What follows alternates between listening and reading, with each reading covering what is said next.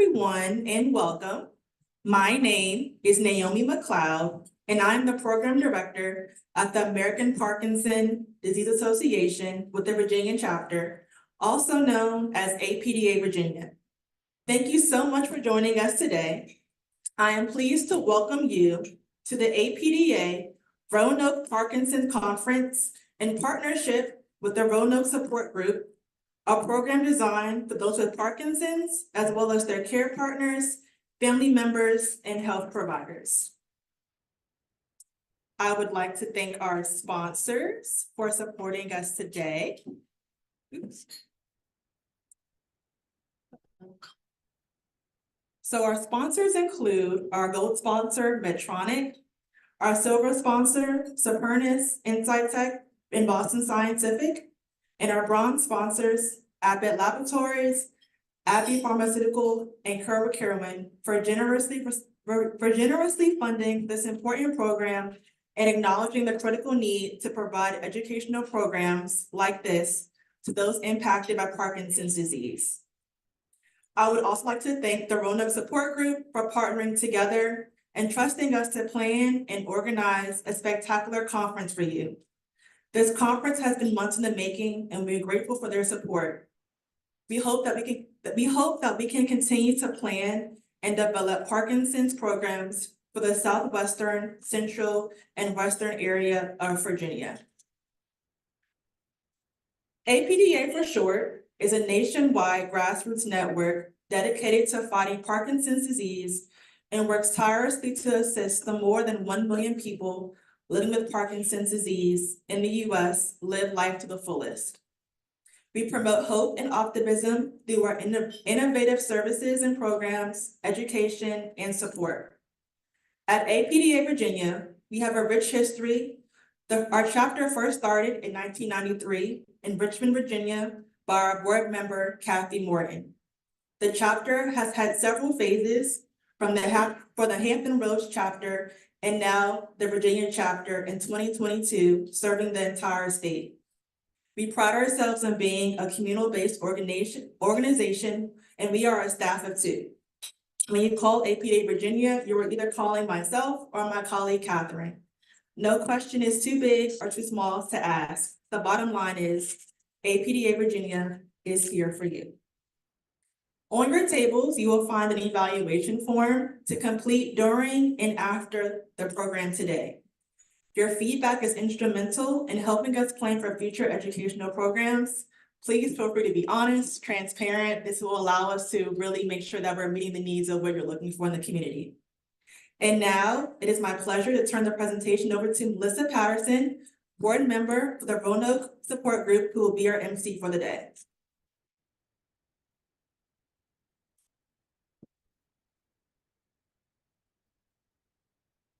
Hi, everybody. Good morning. Lots of familiar faces in here. Good to be here. Good to see everybody. Good morning. Thank you, Naomi, for the introduction. I'm pleased to welcome our first presenter, Dr. Shawn. I don't want to butcher this. Mordhorst. Yes. Okay, good. I was looking for you. I think you were in the restroom. So let me just give a little bit for him. So Dr. Shawn Mordhorst, he's a staff neurologist at Carilion Clinic in Roanoke. He's an assistant professor at Virginia Tech Carilion School of Medicine. He got his PsyD in clinical psychology from the American School of Professional Psychology in Arlington, Virginia. After completing his internship in clinical psychology at South Florida State Hospital, he completed his postdoctoral fellowship in neuropsychology at the Renaissance School of Medicine at Stony Brook University. Clinically, he conducts neuropsychological evaluations involving neurodegenerative conditions, including Parkinson's, Alzheimer's, frontotemporal dementia, as well as other various neurological medical conditions. He consults with providers in conducting pre-surgical evaluations for candidates for DBS, deep brain stimulation, and other surgical interventions for patients and with essential tremor. Welcome. Glad you could be here with us today. Glad I didn't butcher your name. Mordhorst is for now. All right, let me just pull up. So just a slight correction there.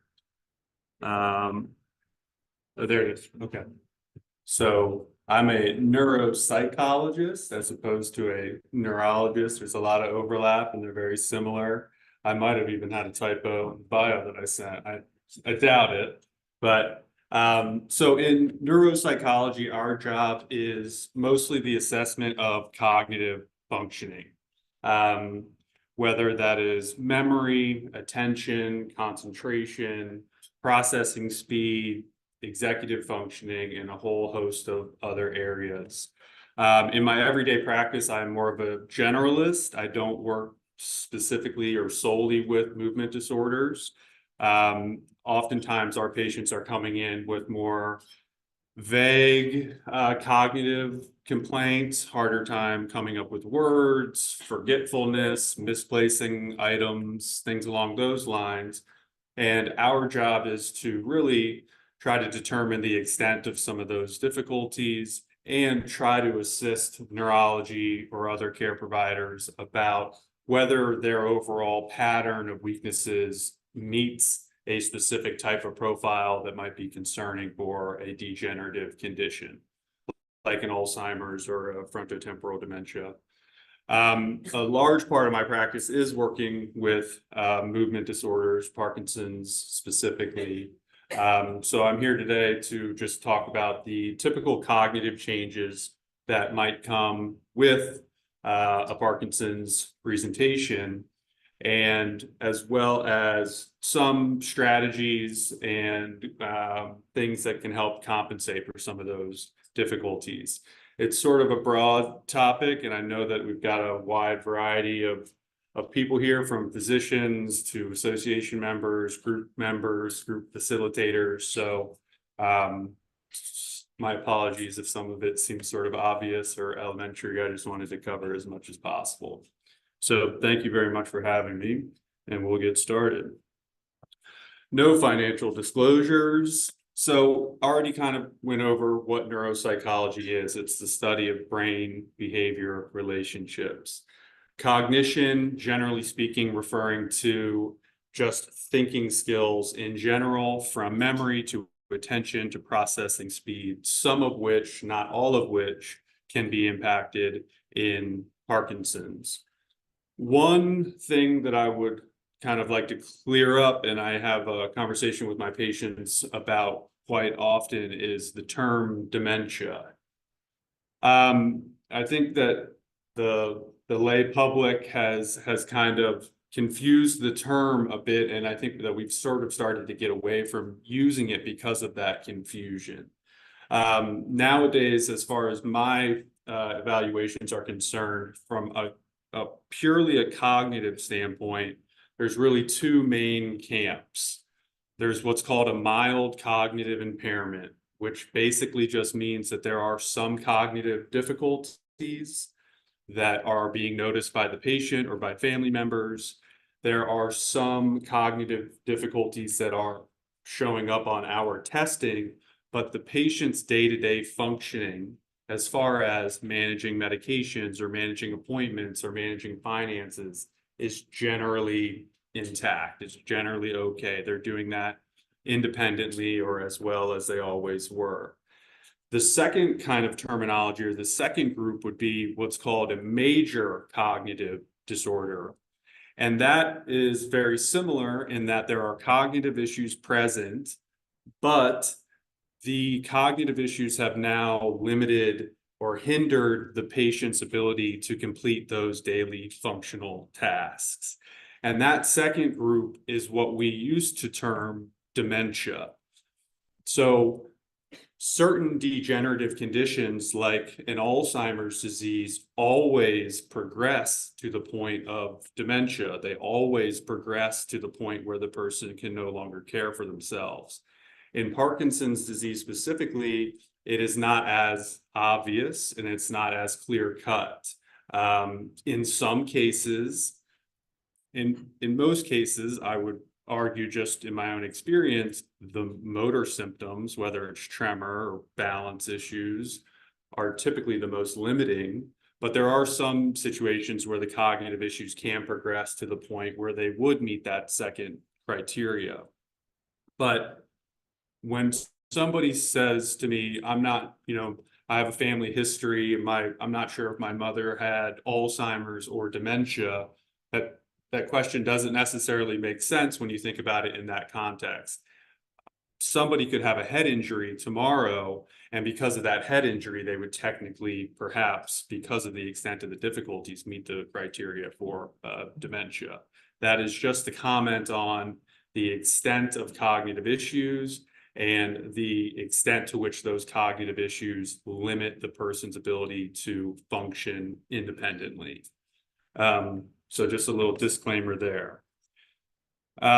Sort of already covered this. Cognition is just a global term for mental processes involving general intelligence, attention, focus, concentration, how quickly you're able to process information, how quickly you're able to make complex decisions, judgment, memory, both learning and recall, as well as motor functions to an extent. And then, of course, as a part of our evaluation, we are also, as psychologists, well-versed in, any mood, emotional, psychiatric conditions, from depression, anxiety, symptoms of mania, psychoses, that can also impact cognitive functioning. This particular slide, I think, is very helpful in just really showing how varying the presentation in a Parkinson's disease can be. There really are, it's sort of a cliche, but no two patients are alike. Some are tremor predominant, some have never had a tremor, some have the slowness of movement, bradykinesia, dyskinesias, as well as a whole host of cognitive, which we'll talk about, but speech difficulties, visual changes, which I understand there's a speaker addressing later, as well as hallucinations, that can be medication side effects. So it's really important to meet the patient as an individual and really address each individual symptom, because they are so various and they can impact so many different aspects of attention and other cognitive issues, as well as the motor symptoms that are a little bit more obvious. I think the general public thinks of the motor symptoms first and foremost, which is, of course, is a hallmark, but there are so many other areas that can limit somebody's ability to function on a day-to-day basis, and many of which can be addressed very well with the right resources. In our evaluations, we're of course looking at the normal process of aging and differentiating that from a potential degenerative condition. So some of these factors, such as hearing loss, decreased visual acuity, scanning efficiency, adapting to light and dark, other visual changes, reduced odor sensitivity, loss of coordination, sleeping changes, usually a decrease in sleep, and normal processes within the brain, atrophy, shrinking of the brain over the years and decades. All of these are normal changes to an extent, and it's really our job to kind of help differentiate between what would be expected for the normal process of getting older versus what might be more concerning for a movement disorder or another disease process. Some of the specific cognitive changes that come with aging being a harder time sustaining mental effort. So you might need to break things down into smaller chunks, or trying to take care of more complex tasks earlier in the day when you're not dealing with as much fatigue. a harder time learning new information, the need for more repetition of that information in order to be able to kind of store that information and come up with it later on. Harder time recalling information, and decreased cognitive flexibility, which we'll talk about in some later slides. This might be some of the more elementary topics or facts that are a part of this, but obviously we understand it's a degenerative movement disorder involving the frontal and subcortical regions of the brain. It's the second most common degenerative condition behind Alzheimer's disease, and it's the most common movement disorder. Men are more likely to develop Parkinson's than women, and oftentimes there's quite a difference in how the symptoms manifest between the genders, and the onset is slightly later in women typically. And of course, these are generalizations. There's always outliers, but just some of the more common findings. 1 in 1,000 people over the age of 55, 1 in 100 over the age of 65, and there is a pretty significant sizable proportion of individuals who are diagnosed before the age of 50. And that's important information for your providers to know and us to know, because that also has an impact on the rate of progression and the most common outcomes from both a motor, cognitive, behavioral, and psychiatric standpoint. Some of the clinical characteristics of Parkinson's, the motor symptoms are quite well known, obviously: resting tremor, slowness of movement, rigidity, balance issues, falls, reduced arm swing, masked face, hypophonia, or changes in your vocal tone or volume, slurred speech at times. And again, no two patients are alike, so it's really hard to predict what the typical presentation might look like, both from a physical and a cognitive standpoint. We'll get into the cognitive. Obviously, there are some psychiatric changes as well. Depression has been thought of now as sort of an early symptom or an early warning sign that can even show up well before the obvious motor symptoms, in the same way that loss of sense of smell can show up 10, 15, 20 years before a diagnosis. So all of these are helpful. All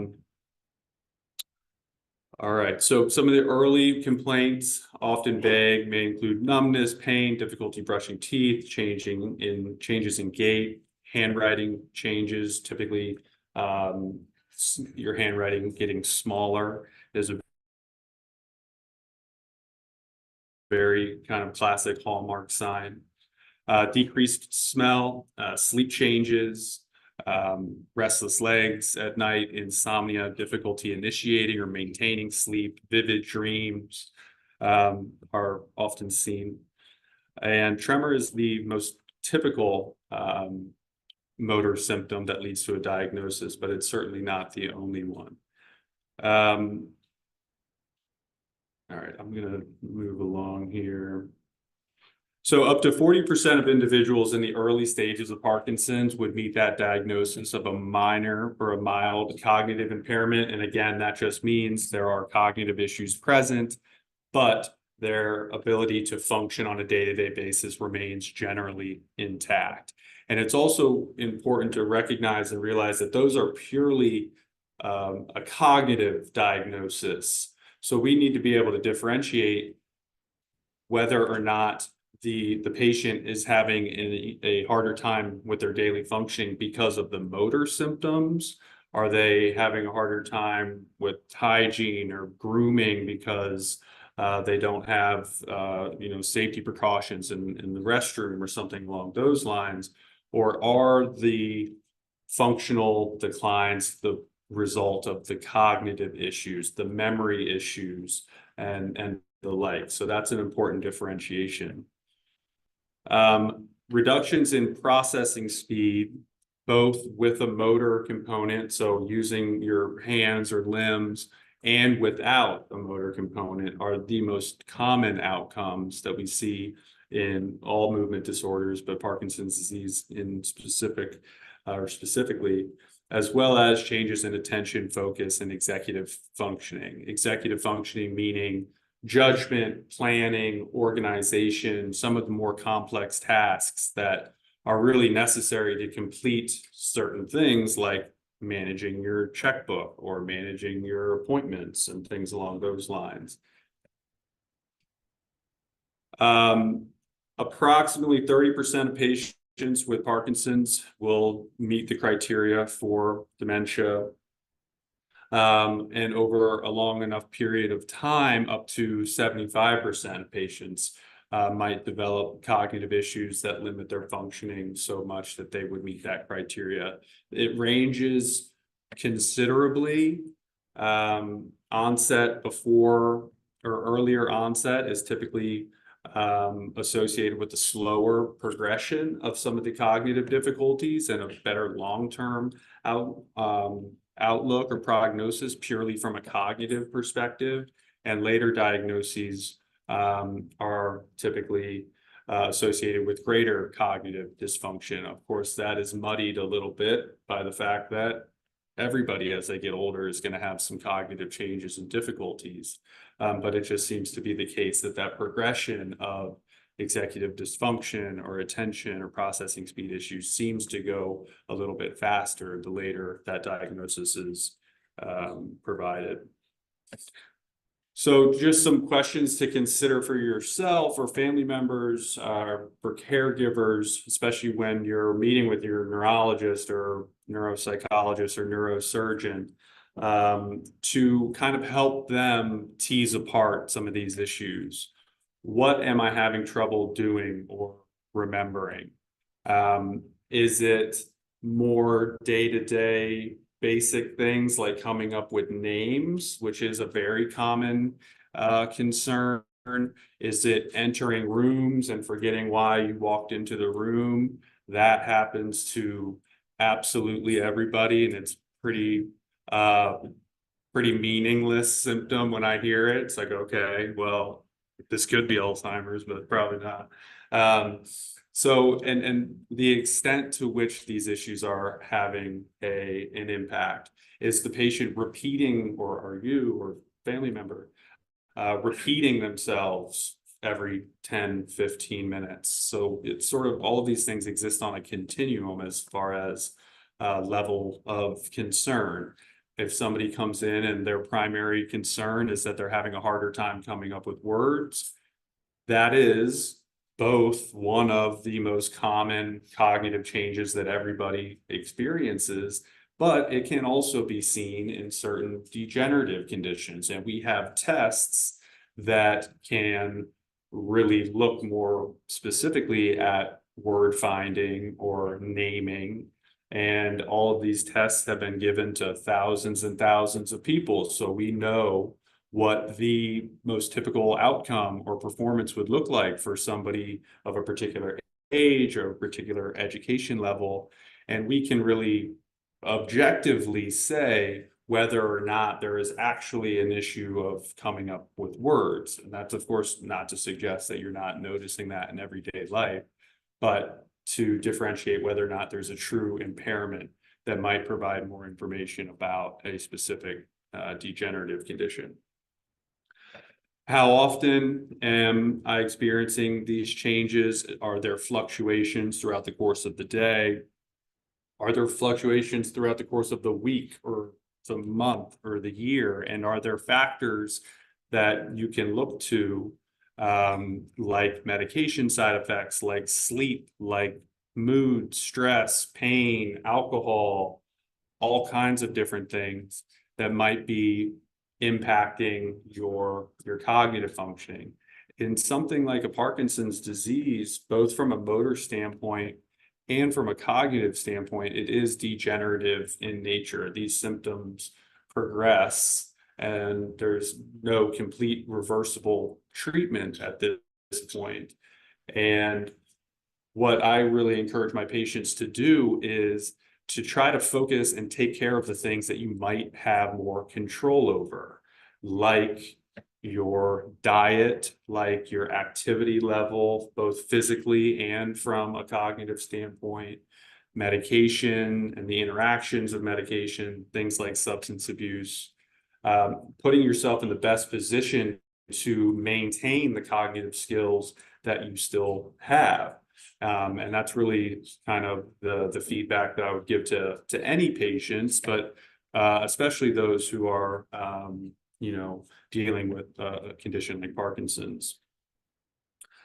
All right, I think I've generally addressed some of all of those, so I want to make sure I get through this and leave some time for questions, perhaps. Risk factors for cognitive decline or more pronounced cognitive decline in later life. The first one being obvious, being older than 70. The greater the severity of movement symptoms, typically, often correlates with the extent of cognitive difficulties. Past or current depression.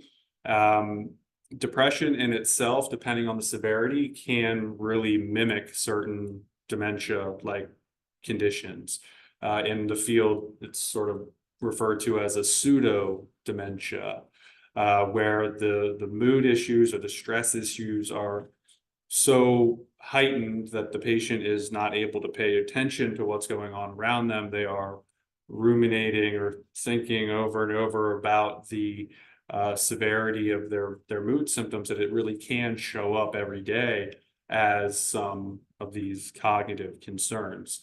And luckily, I don't know about luckily, but thankfully, in some situations, oftentimes these patients have never had any formal treatment for any psychiatric symptoms, so it leaves room for some improvement.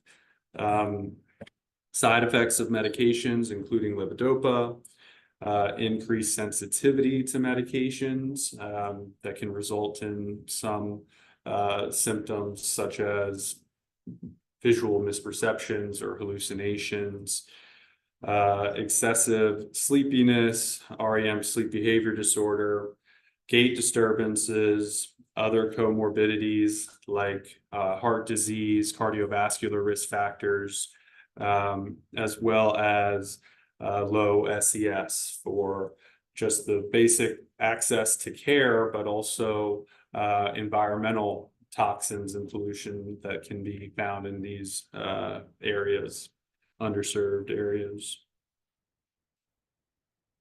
All right, so many of these might seem fairly obvious, but the more cognitive impairment is often associated with distress for the caregiver and for the patient themselves, worse day-to-day functioning, increased stress, increased anxiety, increased difficulty managing daily tasks, in assisting their family members in managing the household, decreased quality of life, treatment outcomes, and that refers very specifically to medication management becomes increasingly difficult, especially for patients who, have to take their levodopa 3-4 times throughout the day. That's quite can be quite burdensome for somebody would be for anybody, but to have to remember and to prepare for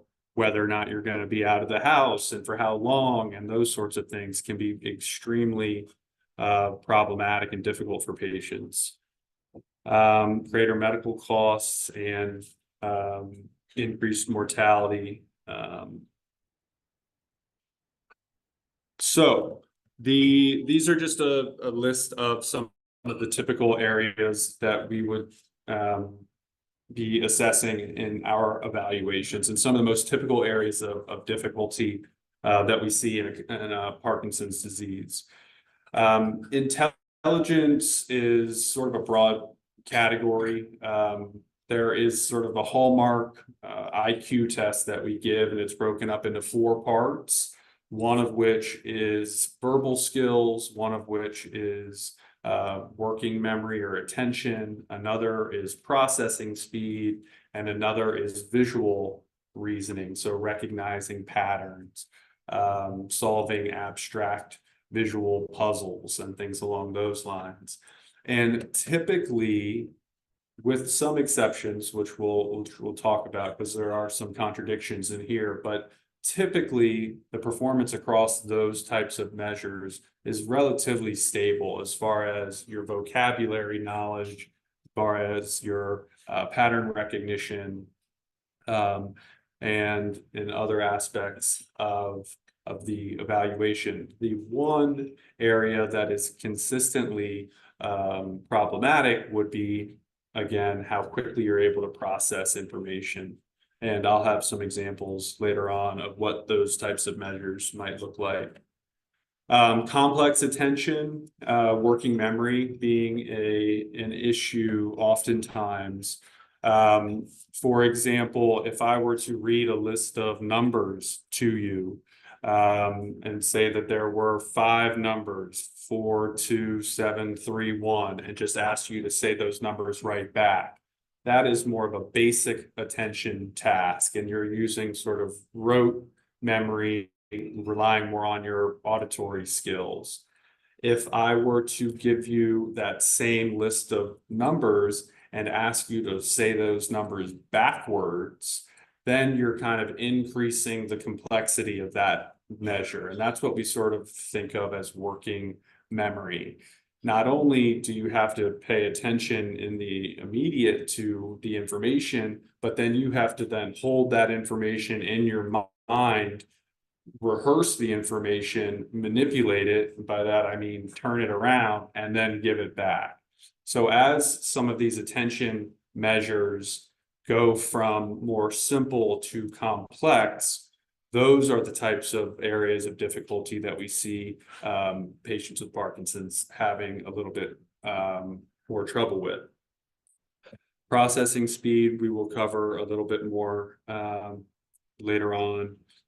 Language, more from a motor standpoint, there can be articulation issues, dysarthria, how quickly you're able to come up with words or produce words, changes in vocal tone. But really, the vast majority of other areas of language that we would look at, like naming or vocabulary, being able to think abstractly with language, those things remain largely intact for a vast majority of patients, just in my experience. A lot of visual spatial issues are seen early, depth perception, being able to judge angles, that can show up in a lot of different ways, whether it's parking a car or navigating down a hallway or judging the distance between you and an object. And that, of course, results in increased risk of falls and things along those lines. So working with ophthalmology, neurology is really important to kind of really specify the extent of any of those difficulties, because they tend, or they can come with certainly an increased risk of variety of dangerous situations.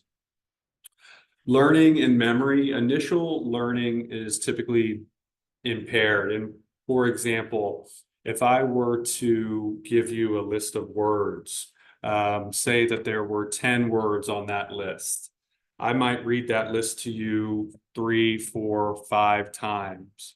What we would typically see in a patient who does not have a degenerative condition would be a sort of linear improvement over time with each trial. First time you might get 4 words, then 6 words, then 8 words, then 10 words. In Parkinson's and other movement disorders, oftentimes we see more of a flat learning curve. You might learn, it's harder to benefit from that repetition. You might come up with 4 words, then 6 words, then 4 words, then 6 words. So not as much of an improvement over time, which is why even more repetition or giving yourself reminders or visual cues is a very important thing to do to help aid in some of those difficulties. The thing that is different in Parkinson's, typically in comparison to other conditions like in Alzheimer's, is after you have learned that information, 30 or 40 minutes later, if I were to ask you how many of those words can you still remember, you might not remember all of them, but you would typically be able to come up with a handful of those words.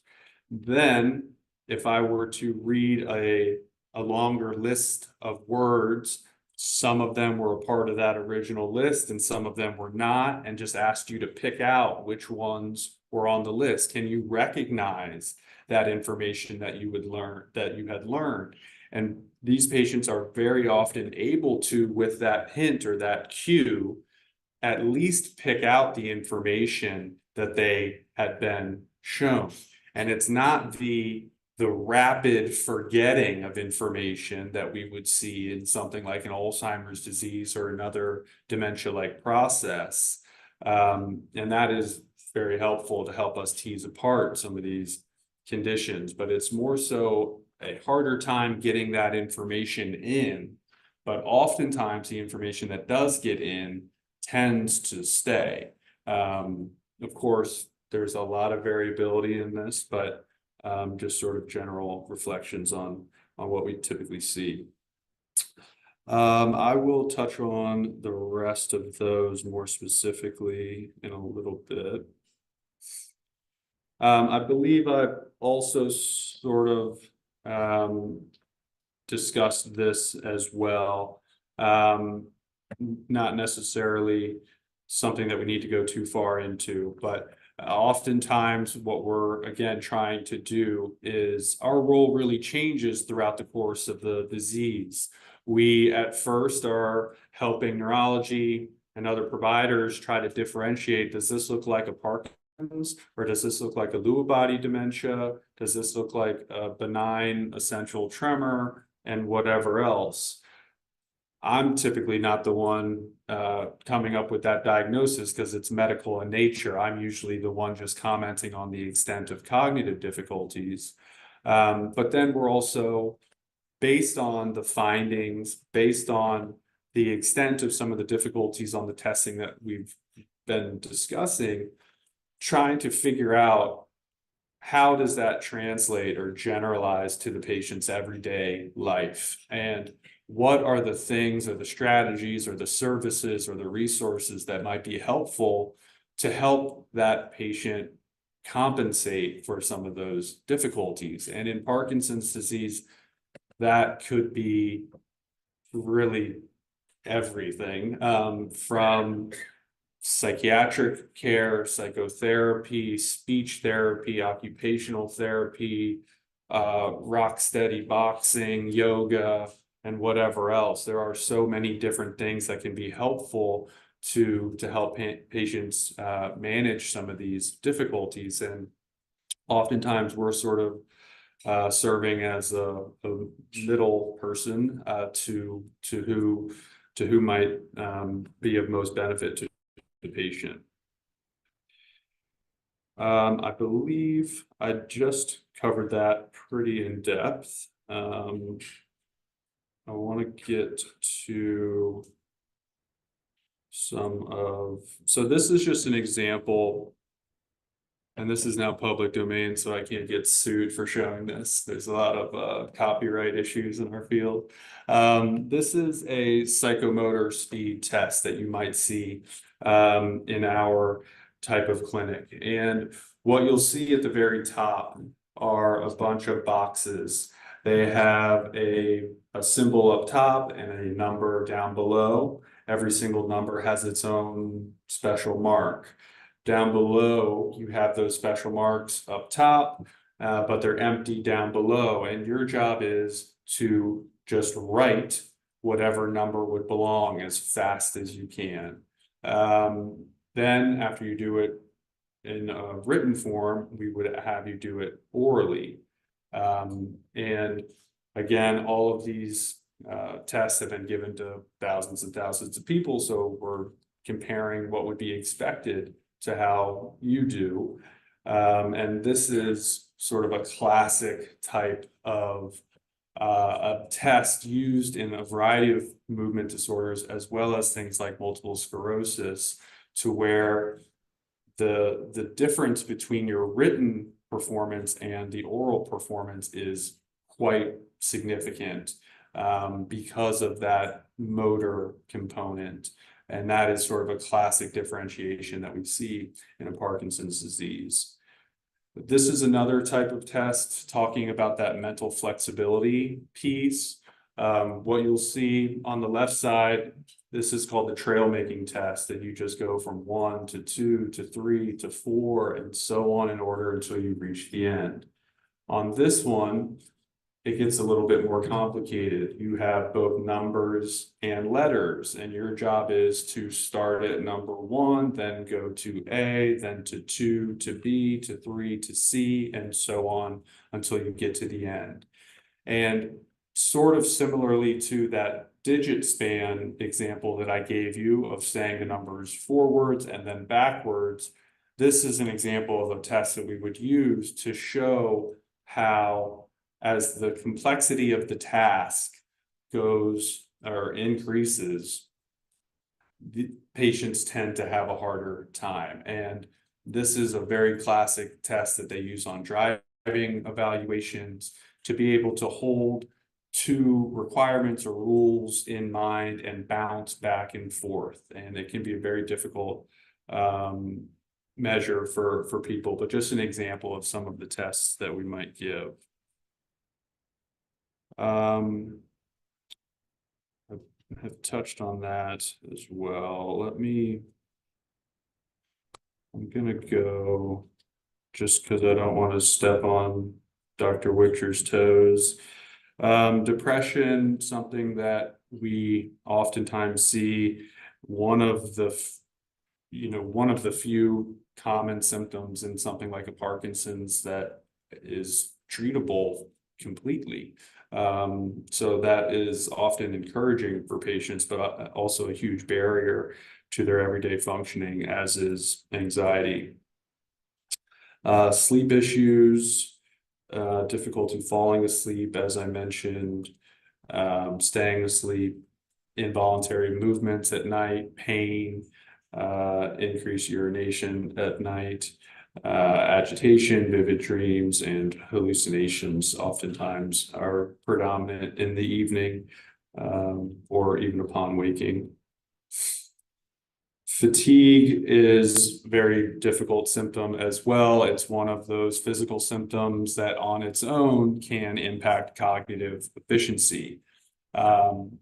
As a psychologist, I can't provide medical advice really, but obviously there are certain treatments that can help with fatigue that you could, would be well within reason to discuss with providers, but that is often both a symptom of the disease itself and often a side effect of the medications aimed at addressing the disease. So that's a really tough one for patients. And obviously, if you're not alert and you're increasingly tired throughout the day, especially as the day progresses, that is going to impact how well you're able to pay attention to those around you, how well you're able to retain, learn information, how clearly you're able to make decisions.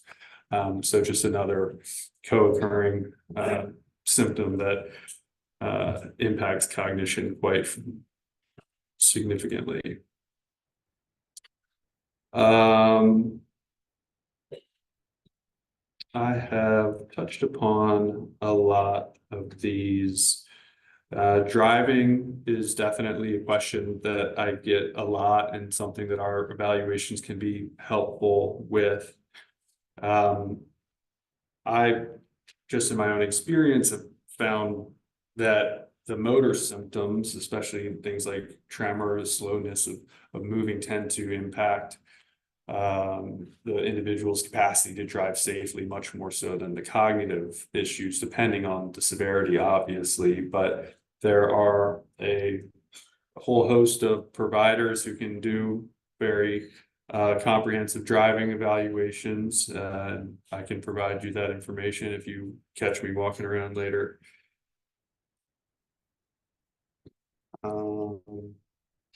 So just before I wrap up, a couple of things that have been helpful just in my own practice, working with really any patients with cognitive difficulties, but certainly with movement disorders as well. Developing a routine, like I said, always placing objects in the same place so that you know where you put your keys, you know where you put your wallet. Having a structure and alarms set to help with medication management. That is very helpful to sort of reinforce the most important tasks to complete throughout the day. And just like with any memory tests that we might do or any memory skill, that repetition is going to aid your ability to recall. So whether it's writing things down, making a list of things that you absolutely have to do throughout any given day, including when to take your medications, having a second list of less important things that may or may not be necessarily needing to be done immediately.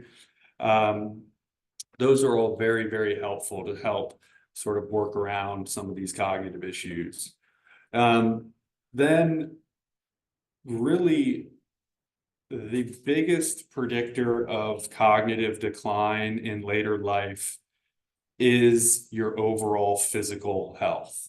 So being engaged both physically, but also from a cognitive perspective is so very important. Another sort of cliche, but it's sort of just like any other muscle or part of your body. If you're not using those thinking skills or engaging your brain, then you're more likely to lose those skills in many ways.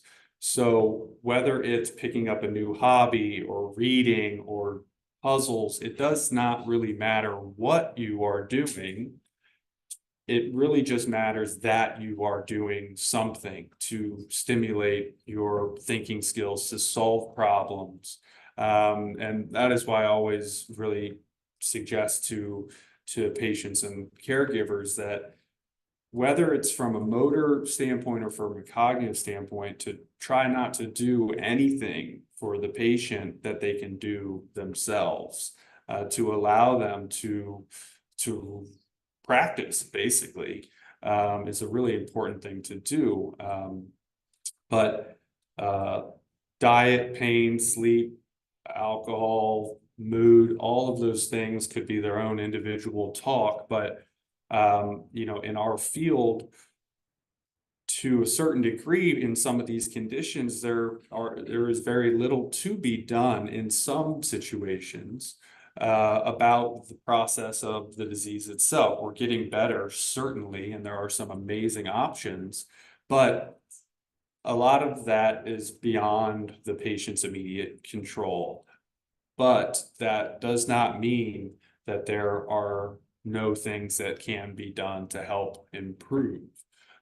So focusing on some of those areas that you do have more control over is so very important. And I think that there is such a wide variety of levels of motivation to do that I see in the patients that I work with, and the, you know, the results and the improvements and the benefits of whether it's yoga or focusing on your diet or other things like that are quite clear and obvious, both in research and just in my everyday practice. So I think that everybody, but especially in a situation like Parkinson's disease, has much more control than they oftentimes think in how some of these cognitive issues and even some motor symptoms to an extent might progress. All right. I think I also touched upon a lot of that. So I would prefer I think I have a couple of minutes. Am I allowed to take questions? Okay. Okay, cool. And if I can't answer it off the top of my head, I will figure out a way to answer it. Any questions?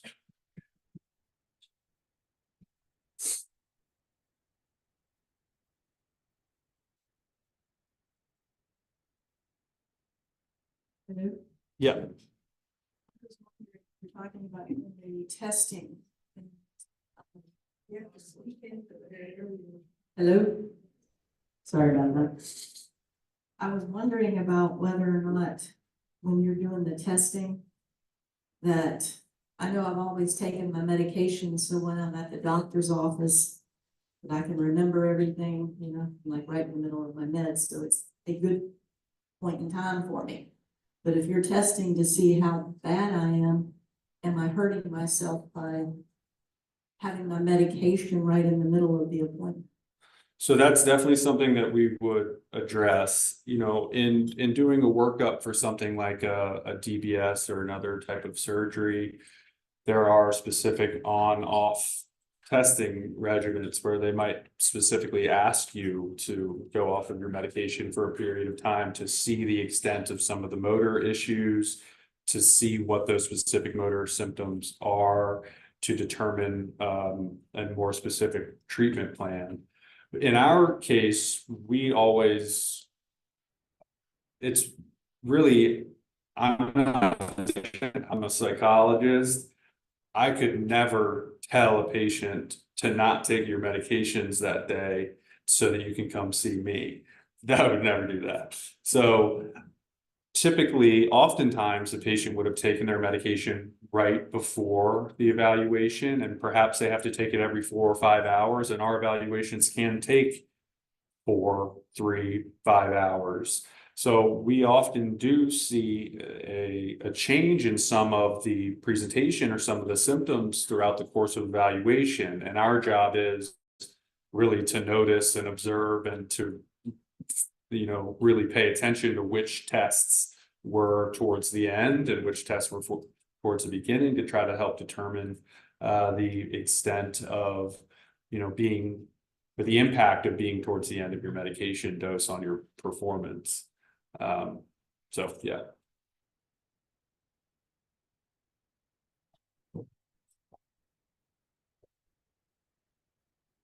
How do you go about getting these tests?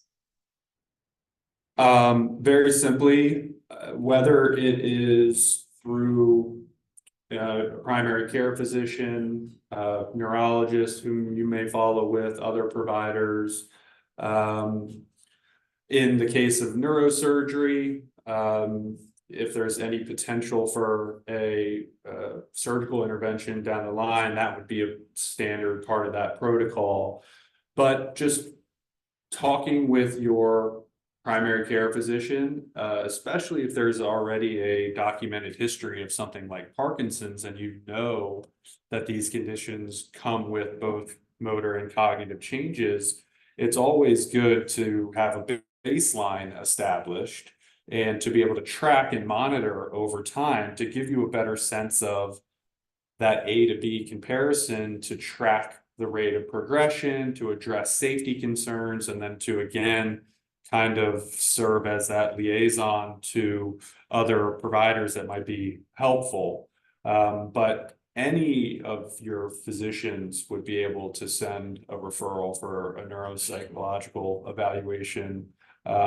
There's not many of us in Roanoke specifically, there's 3 of us. So I apologize in advance for the waiting list.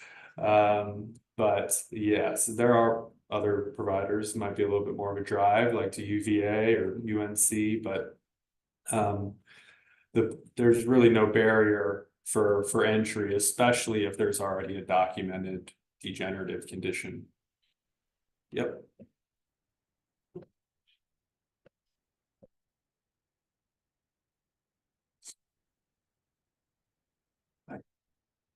You mentioned a couple of tests and showed them. Could those be turned into games that people could play? And is there any evidence that if they did that, there's some improvement in brain function?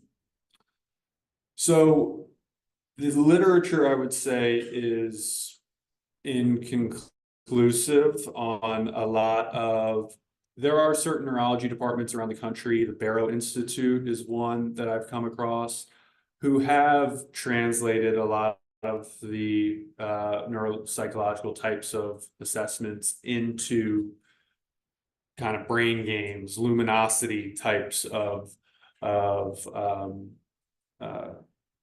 programs. It's still pretty early to see how much do those types of things generalize to everyday skills and whatnot. Would it have an impact on driving? I would say there's certainly no way that it could hurt being more engaged, but the more literature, the more consistent the literature is, like I mentioned, it doesn't really matter what you're doing, it's that you're doing something. And it's more so that a sedentary lifestyle, both from a physical standpoint and from a cognitive standpoint, where you are, you know, waking up every day and doing the exact same thing, watching the same exact television show and not really challenging yourself or solving those problems, that is more of a risk for continued cognitive decline. So, you know, a crossword puzzle is not better than you know, a podcast. I would never be able to get that specific. But the Barrow, BARROW Institute is one online that has a whole host of sort of memory games, executive functioning games, that patients have found helpful and that even certain professionals might use in sort of a rehabilitation type of setting. Yeah. One more question?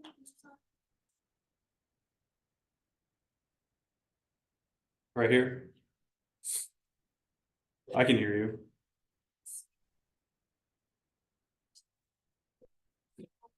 You said that you would be evaluated on how quickly you could do it, or this, maybe the accuracy, but why is speed so important?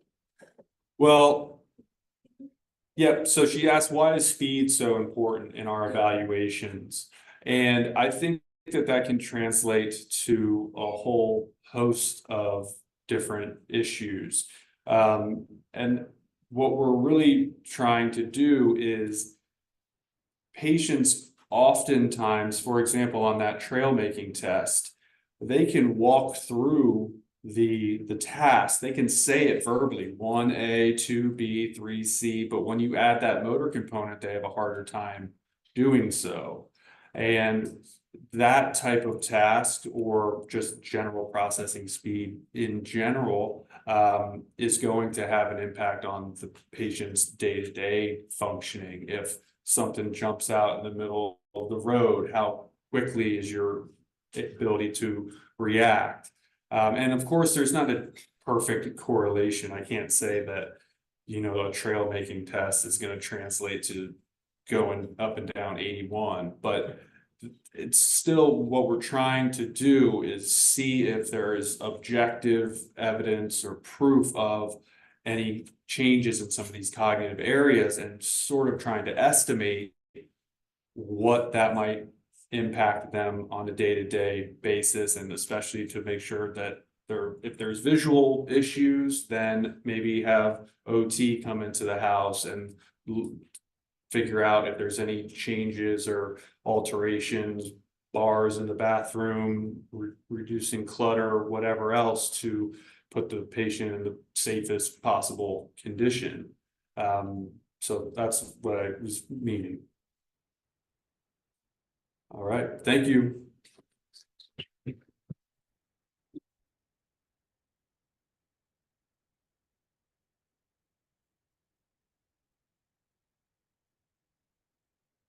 Thank you so much, Dr. Mordhorst, for an extremely insightful presentation today.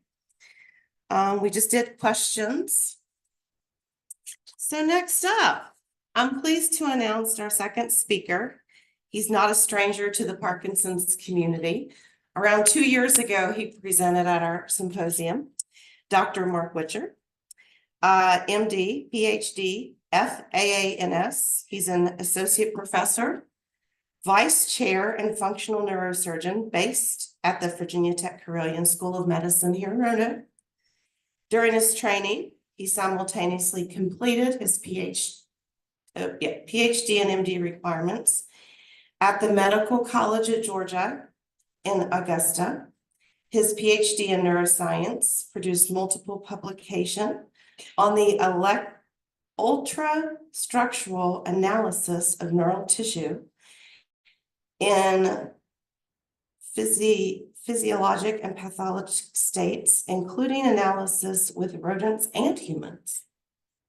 He trained at Wake Forest School of Medicine, Department of Neurosurgery, where his focus shifted into the development of brain-machine interfaces, and specifically on human neural prosthetics.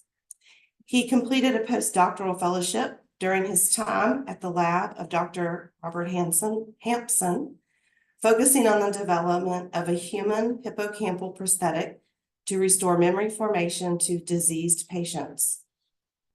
He then completed a functional neurosurgery fellowship at Emory University under Dr. Robert Gross, specializing in minimally invasive neuromodulation surgeries.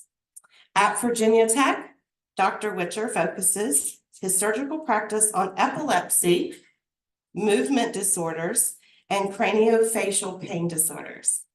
He also maintains an active and collaborative research focus in neuromodulation of electrochemical networks of the human brain.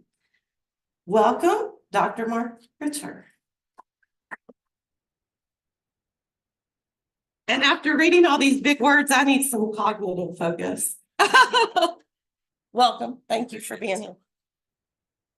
Hi, thank you so much for having me today. I really appreciate that.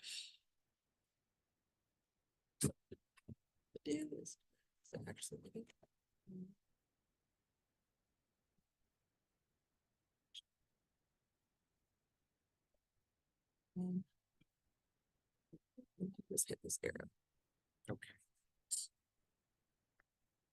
Thank you so much. All right, I really appreciate the opportunity to be here. I have 4 goals today. One is to let you know that we're here to serve neurosurgical needs for the Parkinson's community.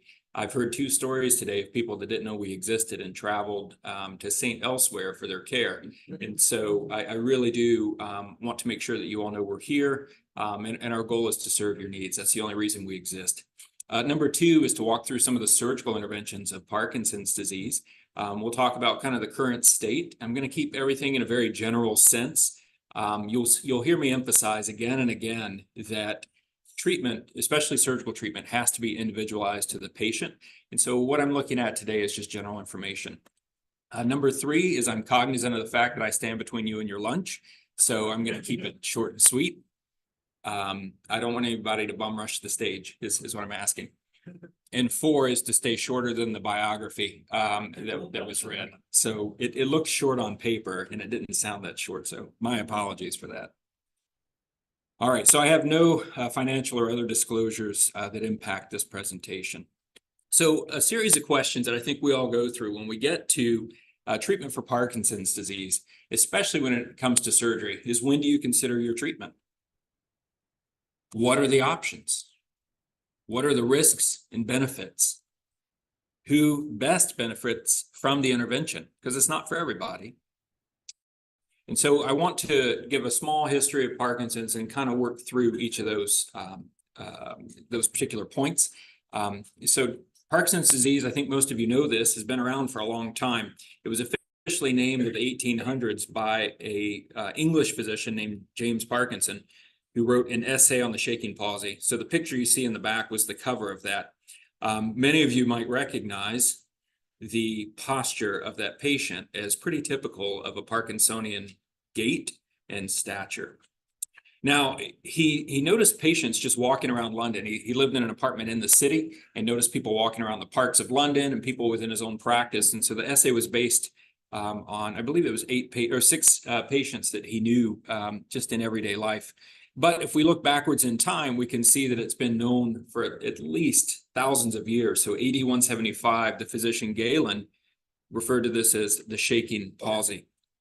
And so unfortunately, this has just been part of the human condition for as long as we've been writing about it. What causes it? Now, this is a nuanced kind of question because we don't ultimately know what causes it. We do know, however, there's a loss of neurons in this part of the brain called the substantia nigra, also known as the black substance. And so if you look in the brain stem on this slice, you see the normal brain and the diseased brain. Now, ultimately, this leads to a loss of dopamine input into other parts of the brain. So if we think of the brain as a big circuit where electricity and chemicals flow around and one part activates the next part, it activates the next, it's a loss in that network of dopamine that comes from this area of the brain. Why does it cause the symptoms it does? Somebody smarter than me can answer that question. We know some of the basics of it, but we don't know the comprehensive answer to that. We know that symptoms are progressive and degenerative and tend to be more common in older individuals. And the loss of the substantia nigra led to the first effective medical treatment of the disease, which is levodopa. Now, that was developed a long time ago, and I would posit that probably the majority of patients in this room are on levodopa even today, because it's still kind of the gold standard of therapy in many ways, that or some of its current formulations. We still have no cure of Parkinson's disease, so we focus on treating the symptoms. Now, I always get a lot of questions, and I won't spend much time today talking about the stem cell research and the other therapies that are out there. And yes, that research is ongoing, and I've participated in those trials. But as of now, we don't have a great answer for it, and we cannot cure the disease. So we really have to focus on managing the symptoms. And that's where the medicine, the surgery, the physical therapy, all of the things you'll hear about today really fit in. So it affects about 1 in 300 people. That's an amazing number. And so 60,000 patients per year are diagnosed with that in the United States alone. So huge disease burden associated with it. Risk factors, Dr. Mordhorst touched on some of these: advancing age, male gender, family history, declining estrogen levels, agricultural work. There are some genetic factors. We just put them in a black box because we don't really know what they are. Low levels of vitamin B and head trauma. Now, I know a lot of people that have one or more of these risk factors that have never developed Parkinson's and will never develop Parkinson's. So again, we still don't have a great picture of who's going to develop it and not. All right, let's go through the symptoms. Tremors. Most of you are probably aware of this. It often begins very localized. And so when you talk to patients, they'll say, well, I got my diagnosis 3 years ago. But, you know, about 2 years before that, my finger would just kind of start trembling when I was watching TV or reading a book or cooking dinner or whatever you do in a day. And then that tremor will often kind of start spreading out. So it'll go into the hand and then to the whole arm, maybe the other arm. The tremors are typically when the limb is at rest or when held in a stiff and unsupported position. And then it can also be in the lips, the feet, the tongue, the head, the chin. Bradykinesia is slow movement. And that's often one of the symptoms that patients maybe don't realize or don't know how to put a word to it. But it's kind of like walking through mud or moving through mud. You're just not as fast as you were. The last speaker was talking about reaction times and some of the trail making tasks. And we can see it really show up in this. Some patients even develop a freeze where when you stand up and you try to walk somewhere or do something, you just stop moving. And it's almost like somebody hit the off button or the pause button for a second, and then you kind of fire up and go again. There's also rigidity, which we call cogwheel muscle rigidity. Often begins in the legs and the neck, and it has stiff muscles. When it affects the muscles of the face, a lot of patients develop the mask-like stare of Parkinson's disease. And so whenever we test for this one in the clinic, it really feels like someone has clock gears, rusty ones, in their elbows, in their wrists, in their knees, and their ankles. And they move extremely stiffly. Other symptoms that have been talked about: loss of smell and taste. Now, before COVID was what it was, this was almost pathognomonic for Parkinson's disease because there were not many conditions that would cause such a profound loss of taste and smell. COVID, of course, did for a lot of people. And so that was a blip on the radar there that threw us off. But many of you probably have noticed this. Digestion problems, where the ability to process food slows down, develop low energy and constipation from that. Depression is very common in Parkinson's disease. Low blood pressure, temperature sensitivity, leg and balance difficulties, and then cognitive slowing and dementia, which you just heard an excellent presentation on. So there is medical treatment. That's the place that most of us start, and rightfully so, because we really want to optimize your medical treatment to control those symptoms. Levodopa is the most commonly prescribed drug for Parkinson's disease, and it is the gold standard. Now, when I say levodopa, there are many different forms of levodopa. And so many of the new medications that you see coming out are some derivative of levodopa, and they supply the dopamine to you, or the dopamine precursor, in different ways. So once you take this orally, it's converted to dopamine in the brain, and so it's a precursor to dopamine. It's actually metabolically transformed into the active dopamine. With it, though, you get peaks and valleys. You get cycling between on and off stages. And so with the peaks and valleys, you'll have your on time, which is where your symptoms are pretty well controlled typically. You'll have your off time, where your symptoms are poorly controlled. And so, a lot of patients battle with this idea of rigidity because they're off, or dyskinesia because the medication is causing dyskinetic kind of dance-like movements in their extreme on. This is enhanced, the dopamine effect is enhanced by carbidopa, and it works in unison with the levodopa to slow the breakdown in the peripheral system outside of the brain of breaking down the dopamine. And so we use that as well. Now, there are many other medications, and again, I'm just a surgeon, not a physician, so I won't spend too much time talking about the different medications, but these are some of the ones that you'll hear about as time goes on, and these are the ones that have developed over the past couple of decades. And they're really to help us treat some of the symptoms of Parkinsonism aside from just the dopamine responsive symptoms. And so you see the sulfonamide segolene, these inhibit enzymes in the body that are designed to break down dopamine, and so they can actually extend the effects of the dopamine. The same with the next category, the entacapons and tocopones. You have also dopamine agonists, so things that are not dopamine, but they work like dopamine to strengthen the effect of dopamine in the body. And this is pramipexole or ropinirole. And then anticholinergic medications can be used as well. And these really help with like the drooling type symptoms, tremor type symptoms. And so a lot of patients will find they end up on a cocktail of medications that are really symptom specific. And again, back to this idea of individualized treatment, the medications are really going to reflect that. Other treatments are extremely important in Parkinsonism. You'll see many of the tables set up here today reflect that. Physical exercise is of utmost importance. Physiotherapy, there's all these clinical trials supporting that. Dance interventions, training for dysphagia, which can help with the swallowing and some of the difficulties there. And so it's really important that you optimize your access to each of these and really take advantage of them so that we really can help control the symptoms. I think the worst thing for anybody is to find themselves in a recliner day in and day out, as Dr. Mordhorst says, doing the same things, watching the same shows, eating the same foods, and really not getting the exercise. I think our bodies are designed to be in motion and to be used, and we to the best of our abilities, we just have to do that. All right, surgical interventions. So what are the treatment options? There are 4 that we kind of think about, but I'm going to focus more so on a couple. Now, I don't know how to get rid of this little banner at the bottom, so I apologize.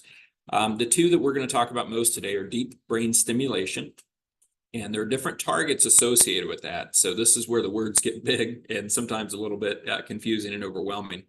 The targets for that are the subthalamic nucleus or the globus pallidus, and so you'll often read about those or hear about those as the STN or GPI, because it turns out nobody likes big words. We like acronyms. But you'll read about both of those targets. The thalamus is also a target, and you'll read about that called the VIM, and I'll refer to it that way as part of the talk. And essentially what those targets are, very small, a couple of millimeters in size, 3 to 4 millimeters for a couple of them. Areas within the brain that we know we can jump into that circuit that I was referring to before, the electrochemical circuit of the brain, and start helping with the symptoms of Parkinsonism. Deep brain stimulation can be used on one side of the brain, unilateral, or bilateral on both sides of the brain. You also have focused ultrasound therapy. So we tend to focus this on thalamotomies. So back to the thalamus and that VIM region that I was referring to.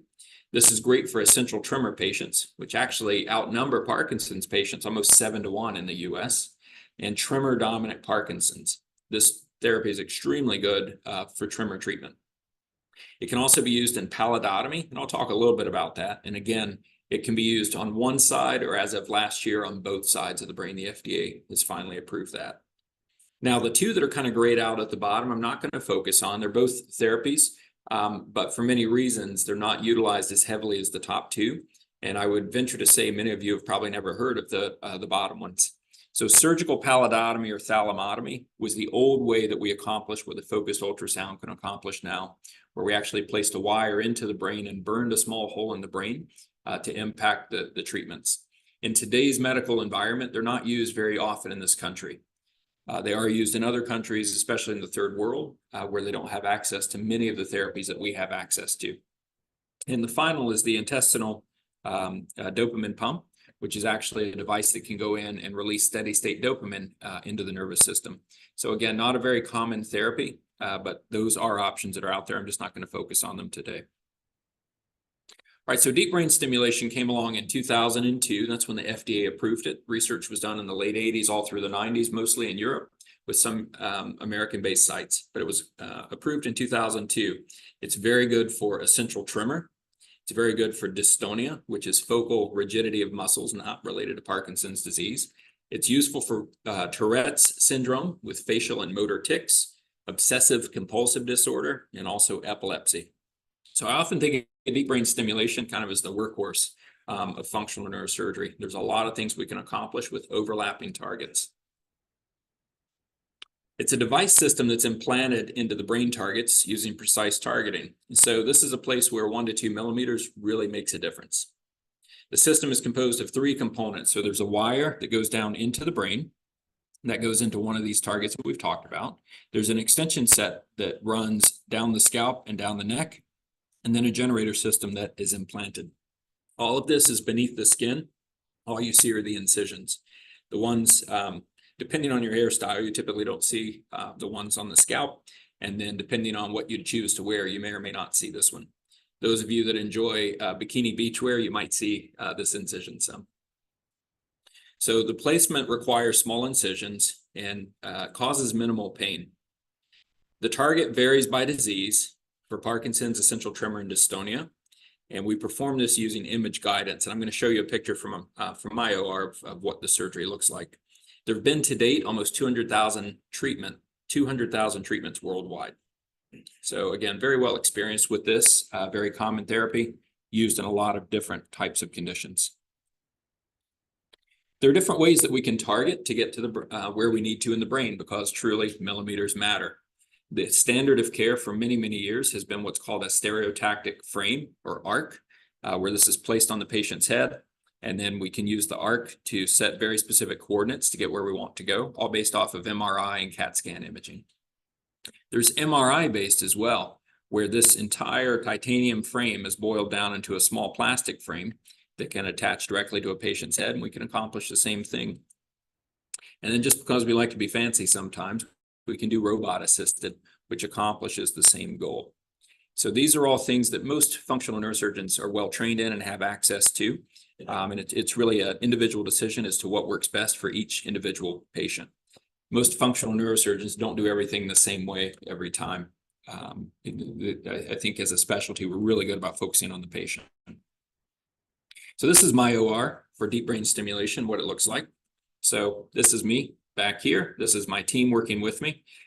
This is a CAT scanner that we bring into the OR. The patient obviously is laying within this. I'm working from the back of their scalp, placing the electrodes.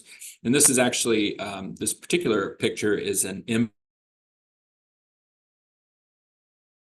where we have a research team working with the patient. So we tend to do a lot of these surgeries awake for at least parts of the procedure.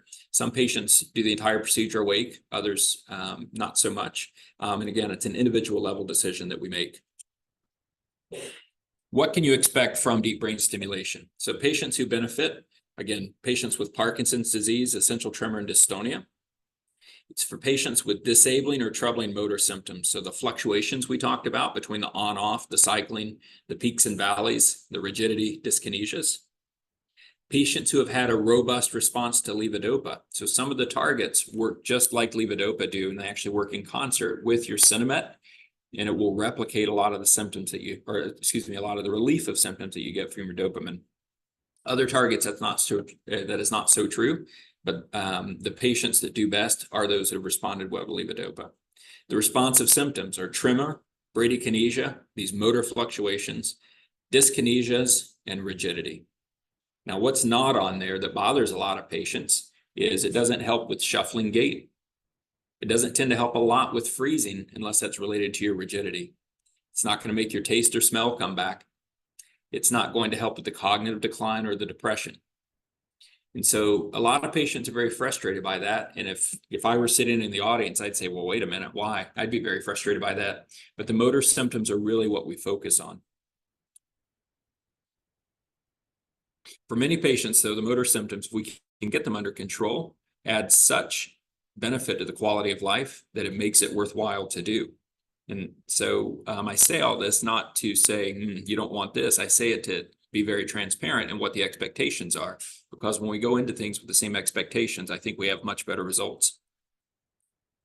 Now, switch gears to focused ultrasound. So this was FDA approved in the US in 2016 for the VIM target, which is the thalamus. And we use that a lot in essential tremor, as well as Parkinson's, which is tremor dominant. And then they approved also the globus pallidus interna, or GPI, several years later in 2020. So again, it's indicated for tremor dominant Parkinson's and essential tremor. It's considered to be non-invasive, and it's an active topic of research. So it's considered non-invasive because it's incisionless. We do have to shave your scalp. As a patient asked me yesterday, like, how many hairs? I said, every one of them. So we have to take you down to bald so that we can get the sound waves to pass through. But the way the system works is that you go into a head frame, which then plugs into a machine on the MRI, and everything is done there. The patients are awake for that. And by putting you there, there are about 1,000 sound emitting elements within that helmet. We can design a treatment where we can use every one of those to our benefit, and all that sonic energy, the sound energy, comes together on a very specific part in the brain, and it causes a small lesion within the brain, about a 3 millimeter size lesion right in the middle of the brain. So no incision, no burr hole, no implants, no general anesthesia is required. There's little to no risk of infection, as in I've never heard of one reported. And there's minimal hospitalization. The vast majority of patients go home the same day. Tremor is improved immediately. So patients come in with a tremor, they get their treatment, they leave without one. And the tremor is stably maintained for years and years. And so I mentioned 2016 and active research, and you see 3 years there. The 5-year data has been released, and it shows that tremor is well controlled in 70% of patients at 5 years. So we don't have a 25-year history on focused ultrasound that we do on deep brain stimulation. So again, there's a little bit of a disparity there in terms of timing and what we know about long-term benefits for patients. It's also become very popular. Some have said that as of 2021, it surpassed the number of deep brain stimulation surgeries done every year in the US.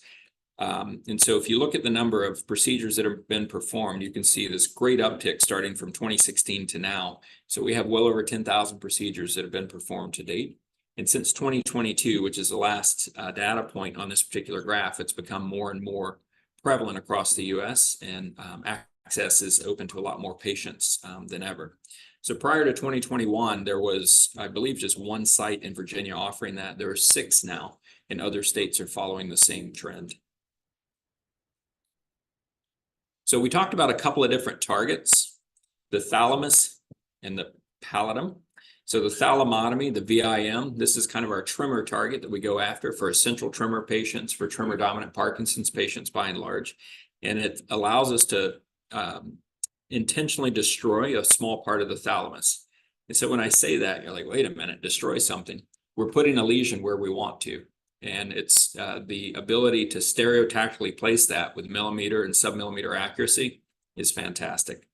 The success rates are very high for tremor. 85% of patients get relief. Sometimes that can be a complete tremor relief. Sometimes it's 90% of the tremor, which for most patients is just a game changer. We talk about potential complications with it. Numbness and tingling, typically in the lips and the fingertips of the limb that we treated for. Balance can be impacted as well. Speech can be impacted. The potential for that can be a little bit higher when we lesion the bilateral system, when we do both sides. but all of these are typically very mild and resolved within a few weeks. And so whenever patients come in for focused ultrasound, I always tell them to bring a cane with them because we don't know if we're going to have some balance issues right away. When I see patients 2 weeks later, 4 weeks later, those symptoms are by and large resolved. The pallidum is where we have an intentional destruction of part of the globus pallidus. And this is, again, a target that I talked about for deep brain stimulation. The success rates can be high for tremor, rigidity, and bradykinesia. So we talked about for the thalamus, it helps the tremor, but it's not good for the rigidity or the bradykinesia. In the pallidum, we can impact both of those things, but there are some potential complications associated with it. And so you can see these for yourself: the visual impairment, facial droop, body weakness, changes in speech, voice volume, and memory. And these can be increased also whenever you impact both sides. And so most centers, mine included, are focusing on the thalamus and not on the pallidotomies at this point. But with the level of research that's going on and the number of procedures that are increasing, and we're building a worldwide experience with it, I do feel like those pallidotomies are going to increase over time and how often they're done. It's a matter of coming down to a very good target for the patient so that we as neurosurgeons can educate each other on our individual experiences to be able to serve the patients best. And this is what the OR looks like. Very different setting than you saw before. And so a lot of patients, when they see this, they think, wait a minute, I'll take that. That's so easy. It's incisionless, it's straightforward. You're telling me all this, but there's a trade-off. We can impact your tremor. With deep brain stimulation, we can impact some of your other symptoms as well, your rigidity, your bradykinesia. I've got a little chart, we'll kind of walk through it. So again, it's an individualized approach where we really think about, for you as a patient, what's the best thing we can offer to you? Oh, well, here's my chart. So patient preference, huge portion of this. So for deep brain stimulation, it's surgery. And people think of that in quotation marks or as, a bold underlined word. It's minimally invasive surgery, but it does require that an implant is placed into the brain through the skull, when implants in the chest as well. It's a limited haircut. No one's ever said, I love the haircut you gave me for it, but it's not the entire head. And we can talk about awake versus asleep. For focused ultrasound, all the hairs are going to go. It's incisionless and it's done awake in the MRI. And so if a patient is claustrophobic or unable to tolerate that MRI for other reasons, it's going to be very difficult to get through that procedure. The durability. So with deep brain stimulation, we can reprogram, can turn it off at night. We can get a long life out of the deep brain stimulation therapy. It will require over time battery changes. So the primary batteries that we have, we get several years out of. The technology just gets better and better each time. There are rechargeable batteries as well, some of which will never need replaced, others which have like a 15-year life on them. But it would require that you charge your battery. And no, you don't have to plug into the wall or the cigarette lighter. But it's actually a device you would charge, then lay on top of it, and it actually charges it right through the skin. What a time to be alive. The focused ultrasound, the durability, decrease in tremor control at 5 years. So I mentioned the 5-year data shows 70% of patients still have good tremor control. That means 3 out of 10 have lost some of that tremor control. We have our greatest experience in one-sided treatments. We are offering 2-sided treatments at this point, but that's a fairly new thing. And then if we do treat both sides, we tend to be less aggressive on the second side because we don't want to cause you any problems or side effects. And so if we get the dominant hand under really, really good control, the non-dominant hand, we might not get as good of control over it. It's going to be better than when we started, but the outcomes may be a little bit different. We don't have that limitation with deep brain stimulation. The time between staging the side, some patients say, you know what, get my right hand under control. I can make my coffee, I can shave, I can put my makeup on, I can do all the things I do, and they don't worry about the other side. And then I have other patients that are artists or woodworkers or crafters, and they say, no, I've got to have both my hands. And so with deep brain stimulation, these can be simultaneous, or we can stage them by weeks to months. In focused ultrasound, there would be a minimum of 9 months between the two treatments. And again, that's required by the FDA. We think about side effects. With deep brain stimulation, our side effects can be greater and bilateral, but we can reprogram it so we can get around a lot of those side effects. On the focused ultrasound, the vast majority are mild and resolve quickly. but they're not modifiable. If we cause you a side effect because of the lesion and it doesn't go away, there's not anything anybody walking this earth can do to change that. The hardware for deep brain stimulation, there's potential for infection, potential for erosion, device malfunctions. You'll need a generator replacement potentially or recharge it. It's just not applicable in focused ultrasound. We don't have hardware that we implant. And then if we have the chance to meet in clinic, we'll talk about the perioperative complications as well. And so, you know, we have to think about everything that can come with surgery on the deep brain stimulation side in terms of bleeding and hemorrhage and that type of thing. The fact that it would need some anesthesia perioperatively. So I mentioned that one part of the brain surgery is done awake, but the second part, which is where the battery goes into the chest, we do that completely asleep. So a patient has to be able to withstand undergoing anesthesia. And we have to think about potential perioperative complications on the focused ultrasound of scalp burns as the energy goes through the skin. Again, very rare, but can happen. And then pain from the pin sites where we have to put the pins into the scalp in order to hold you still to deliver that energy. Medical comorbidities can restrict candidacy in deep brain stimulation, whereas in focused ultrasound, it often does not. So less healthy patients that would not be candidates for deep brain stimulation can undergo focused ultrasound. And we have to think about the symptoms. What are your symptoms? Is it tremor? Is it in your hand, your arm, your leg, your head, your chin? Do you suffer with rigidity and bradykinesia? Are these limiting to your lifestyle? Do you have dyskinesias where you kind of dance in ways you don't want to because the medication's so high and we need to get the medication turned down? And do you have a lot of on and off fluctuations, which so many patients do? In each of these can really be well controlled with deep brain stimulation. With focused ultrasound, we think a lot more about the hand and arm tremor. That's really, I think, the sweet spot for focused ultrasound. For many patients, though, that is completely appropriate, that if we can get that hand tremor under control, their quality of life just increased dramatically. I had a patient in the office late yesterday afternoon that I treated with focused ultrasound on Friday, and she had a terrible tremor she just couldn't do anything with. And it was funny because when she rolled in my clinic yesterday, she just kept rolling around like this. She was showing everybody, look at my hand. And people were like, ma'am, I don't know you, you know. But it obviously made a huge difference to this patient. All right, so when to be evaluated for surgical intervention? So medications still work, but not as well as they used to. So you find that your doses are getting higher and higher and higher, and the benefits getting less. The movement symptoms of tremor and stiffness are happening more hours out of the day. After you take a dose, it doesn't kick in quite as long. Most of you would know if I say, what time, when you take your meds at 9 a.m., what time are you going to feel the effects? And most of you in this room would be like 9:30 or 10 o'clock, like you know your timing. And that number just gets longer and longer over time. Or the medication effects wear off. Many of you time your days based on, all right, I just took a med, I've got 4 hours to get this done before I have to be back home to take another dose. And you might notice, well, now we're down to 3 hours on that or 2.5 hours on that. You need a higher dose to get the same effect. And then sometimes those doses become limiting because you develop dyskinesias, you get side effects from it. Some of the patients develop fogginess or tiredness associated with some of the other medications, not just thinking about the dopamine part. So research shows that deep brain stimulation is appropriate for patients who have had Parkinson's for at least 4 years with 4 months of motor symptoms, not well controlled currently by medications or having side effects that are unintended, such as the dyskinesias. DBS therapy is appropriate. Focused ultrasound therapy as well, appropriate for patients in a more advanced stage of Parkinson's disease, and there's not an upper age limit. I've had many patients come in, they say, I'm 78, I'm too old to do anything with. And I think, you're a baby, we can deal with this, okay?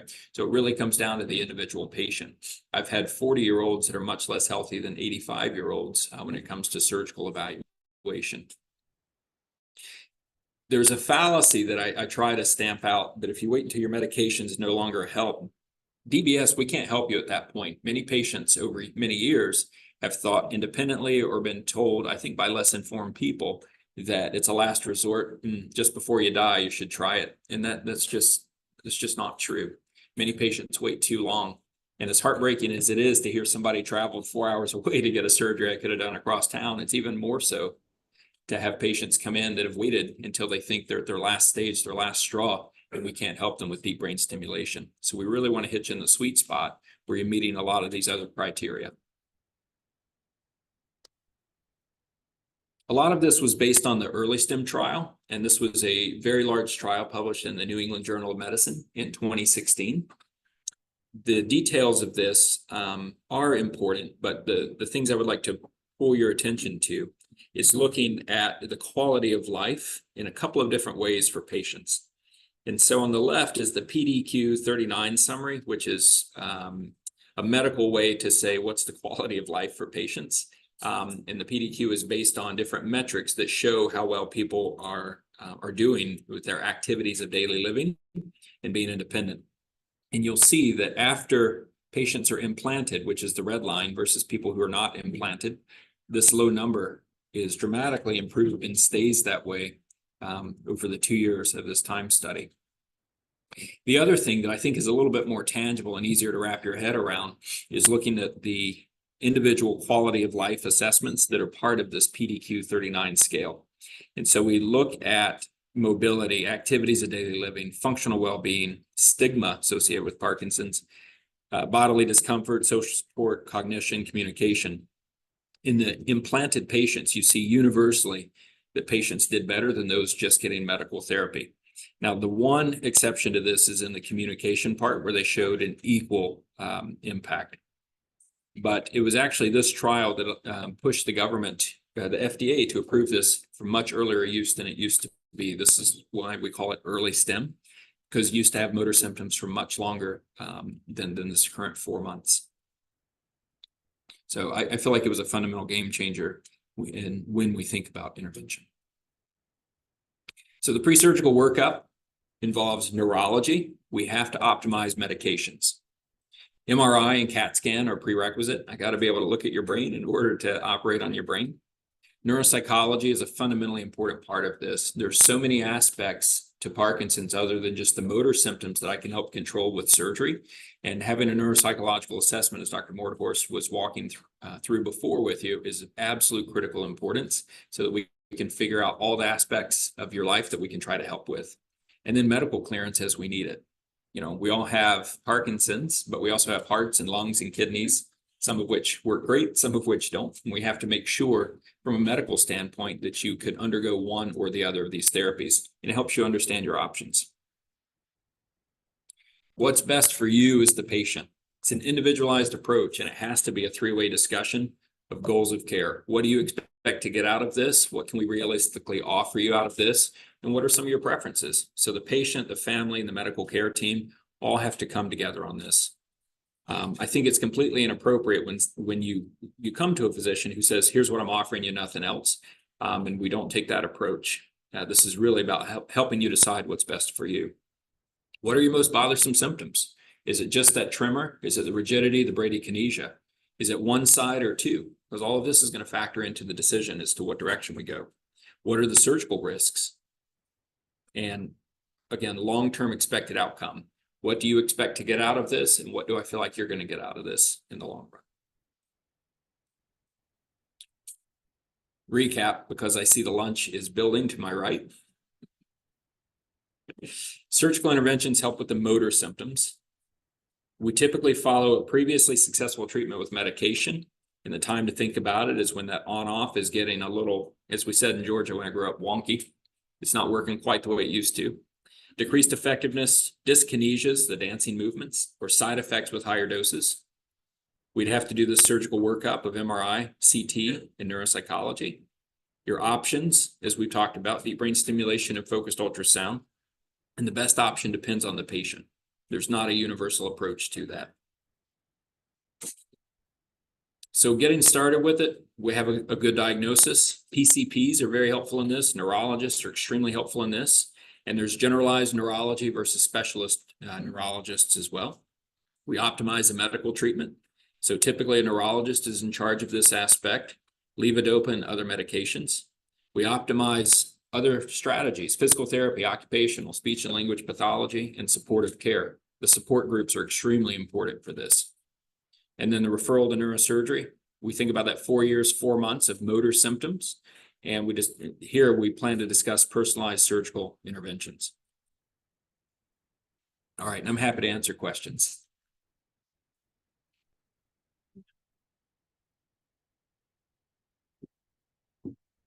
Just wondering why you can't just jump right in and, do one of these treatments. More in the beginning. Yeah, so the question is, why do we wait to do the treatment, not just jump in? And from your question, would you think like I was diagnosed with Parkinson's a year ago or developed symptoms a year ago? Like what kind of time point are you kind of considering when you say that? A couple of years? I think it's a fair question and it comes up a lot. There are a couple of easy answers to it, and then there are more philosophical answers. The easy answer is that the FDA indications should be followed. We do things off-label, but whenever we get to things like surgery, especially brain surgery, and Medicare becomes involved, private insurers become involved, they hold to those FDA standards. I don't tell anybody I said this, but insurance companies don't like to pay for things. You probably find that surprising, I know. And so that impacts a lot of it. Does it mean that we agree with it? Not necessarily. But we do have to follow those standards. The philosophical part of it is that every surgery, be it focused ultrasound, deep brain stimulation, carpal tunnel release, whatever we're thinking about, we're thinking risks and benefits for that. And we want to make sure that we're optimizing that ratio, that the benefits greatly outweigh the risk. And so by optimizing the medical care, we could potentially avoid the surgery. Many patients end up not needing surgery. And then the patients that do get it, we want to make sure that everything is working in concert as best it can, so that we can work together for the best outcome. So I drive old beat up cars, and there's often a desire to do the frame off restoration the moment you get one. But I usually drive it for a while and think, it just needs a fuel pump and an oil filter, and I'll be good to go for a while. And I'll worry about the rest next year. And so it's kind of the same philosophical approach. We want to make sure we're taking care of the things that need to as minimally invasively and least expensively as possible before we kind of go for the gusto. Hi there. Is there a risk of Hi. thalamic pain syndrome after the thalamotomy with focused ultrasound? None have been reported that I have run across. So typically the thalamic pain syndromes are much more related to stroke. The part of the thalamus that we focus on is the motor part of the thalamus. And so the nucleus or the nuclei that can lead to that thalamic pain syndrome are around it, but not in the same area. And so what we try to do, so I mentioned the numbness and tingling that can come. That would kind of be on that same spectrum, but nowhere near the same level of severity.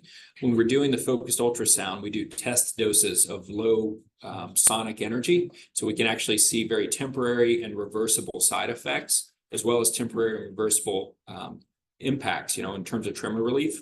And so we do that at very low energy to make sure we're in the right spot before we use the high energy treatment to finalize the lesion. Question?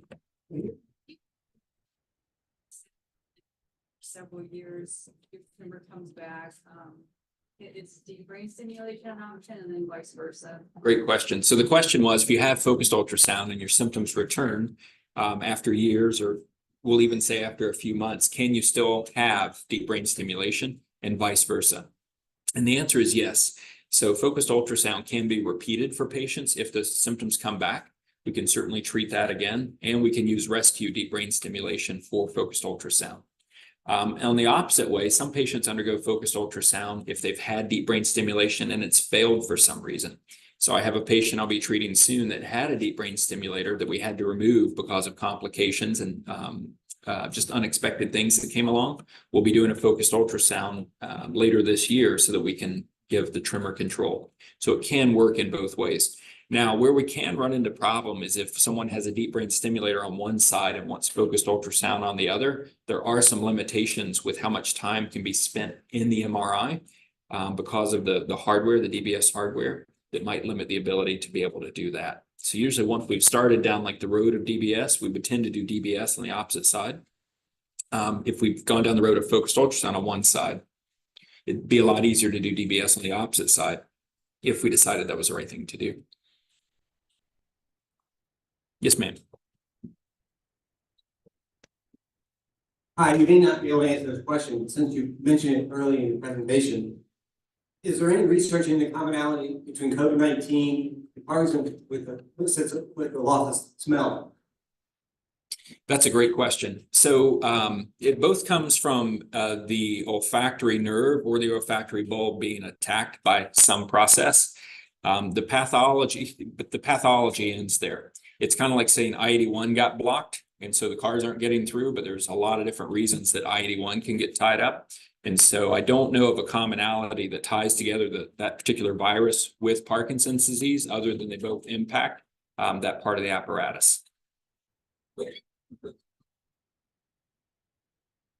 see a question in the back. Patient have very serious symptoms, cognitive Parkinson's. When do you say that he won't benefit? So you probably heard the question. If a patient has kind of delayed the treatment, when might they benefit? Or if they come in late in the process, will they benefit? So if you still have levodopa responsiveness, then the standard targets for deep brain stimulation can help in terms of the subthalamic nucleus, the STN and the GPI. Those help with tremor, rigidity, and bradykinesia. If you've lost the ability to respond to the levodopa, the thalamus can still work to help control tremor. So I mentioned DBS as a workhorse. Well, the thalamus is a bit of a workhorse for tremor.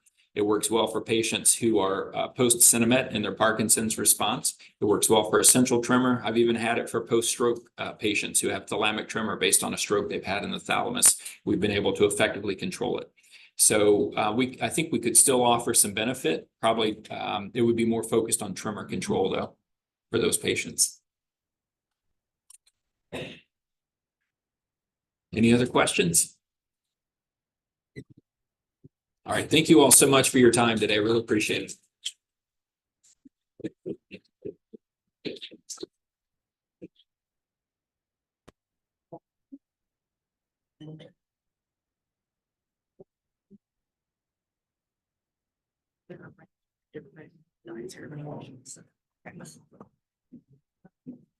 Hello, everybody. Thank you so much, Dr. Witcher, for an insightful presentation today. We just did our questions. So it's now time for lunch. We have boxed lunches right over here on the side.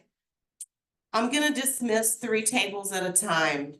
So don't get mad at me if I don't pick your table first. We've just learned through the years that it's easier to do this to keep the lines down and people standing and all that good stuff. If you need a volunteer to get your lunch for you, raise your hand. We have people that can bring you your lunch or whatever you may need if mobility is an issue. I'm not sure how it's set up, but we have 3 different kinds of box lunches based on what you chose and dietary restrictions. So everything should be set up over here on the side. Okay. All right. So I'm going to start with table, table, table. These 3. Start.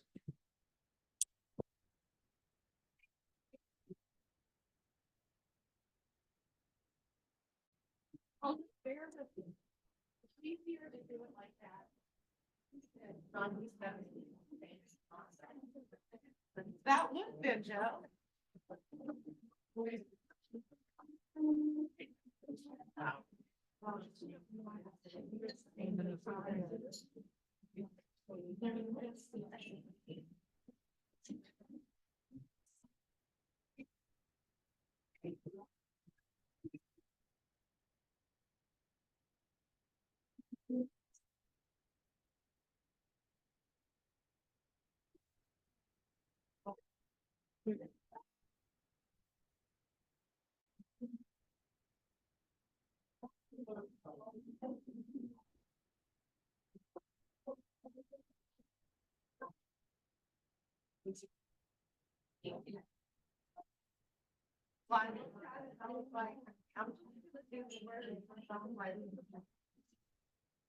There's a lot of information. You can know there. I know. Yeah. Yeah. Here, I know. Oh, thanks.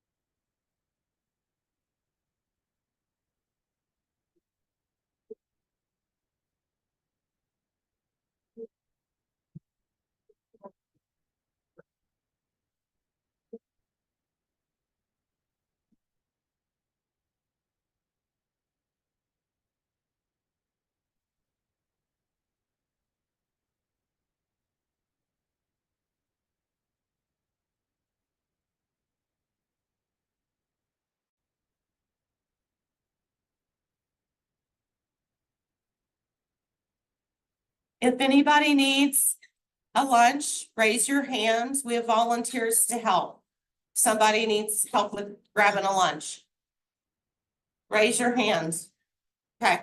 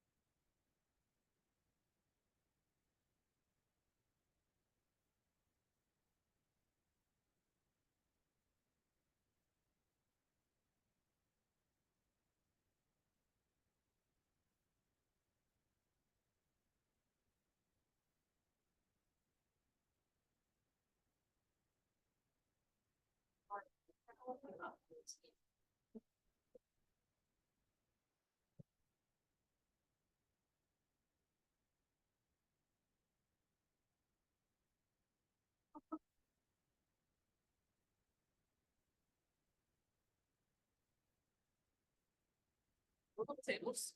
Yep. Okay. They've all been. It's, They've all been, and you heard me announce if anybody needs help. All right, any of our vendors who are staying for lunch, we have lunch available for you. So you're welcome to fall in line. Any of our presenters or vendors who are staying with us for lunch, you're more than welcome to stand in line to get your box lunch as well.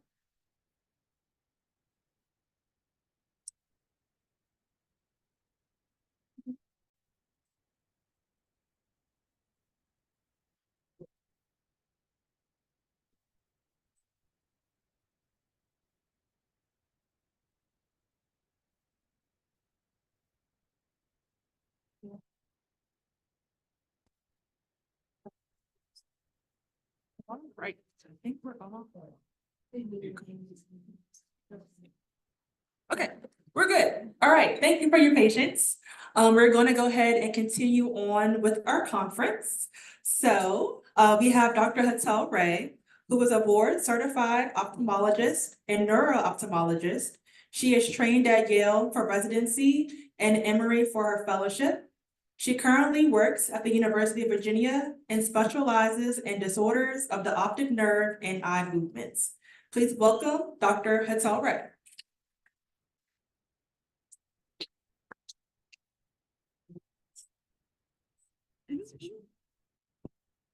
Hi, everyone. Thanks so much. So I'm going to talk about all the different types of eye symptoms that patients with Parkinson's disease can get and what to do about it.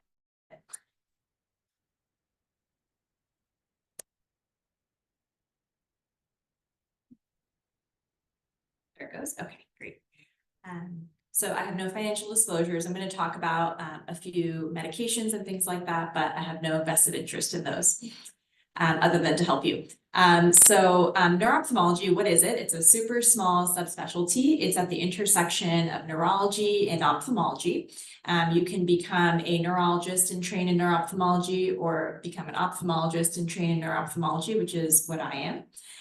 And it's a very unique subspecialty because it's really focusing on visual disorders from neurologic disease.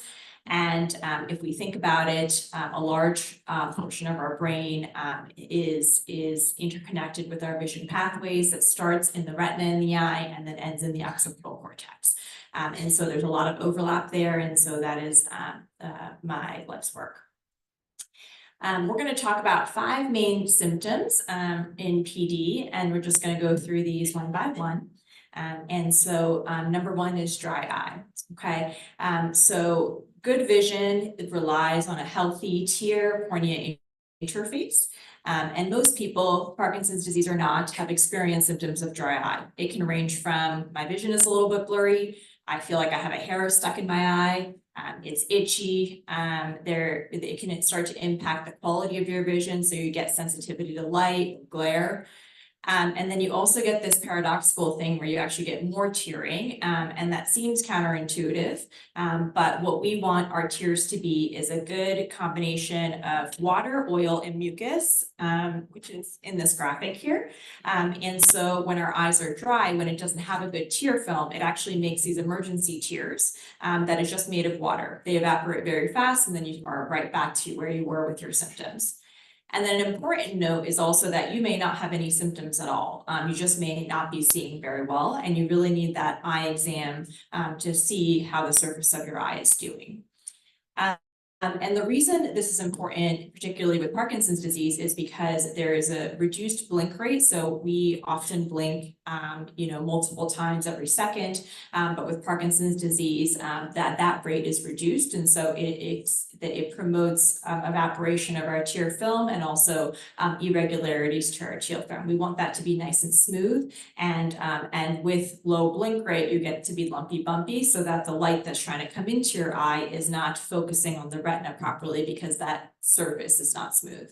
And so we have to treat dry eye and recognize it in PD. And so the ways that we do that is multifold.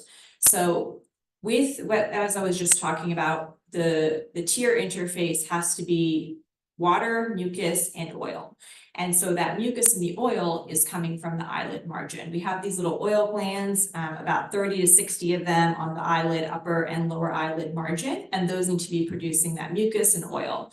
But when that margin is inflamed, it's called blepharitis. This is not an infection, but it is an inflammation of the eyelid margin. It can cause redness of the eyelid margin, sometimes of the eye as well. You can see debris on the eyelashes. Sometimes related to like the dandruff of the eyelashes. And that's really just dead skin cells and oil clumps. And then sometimes untreated, it can also lead to styes, which we may have had once in a while in our lives. And so the ways to treat blepharitis is to basically get those oil glands flowing again. So we need heat for that. Some people say you can just run a clean washcloth with hot water and kind of put it on your eyelids. I find that doesn't stay hot enough. So I actually prefer either you make this at home or just buy a reheatable eye compress mask. It's made of clay beads or dried rice, and you just pop it in the microwave for about 30 seconds. It gets hot enough not to scald your skin, but to kind of keep it warm enough for a few minutes. And you just close your eyes and put it on your eyelids until it cools off. You know that the warm compress is working when your vision gets a little bit blurry after you've done it, because that's that oil's releasing from the oil glands. Okay. And the cheap and dirty way to do it at home is just to have like a clean sock, fill it with uncooked rice, tie it on itself, and pop it in the microwave. You don't need to go buy fancy things. So that's another way to do it at home. And if you can fit this into your day-to-day, maybe once in the morning or maybe once at night, and optimally twice a day, this will help your eyelid margin do the function that it's supposed to do for your tears. And so then what do we do about that kind of crusting on the eyelashes?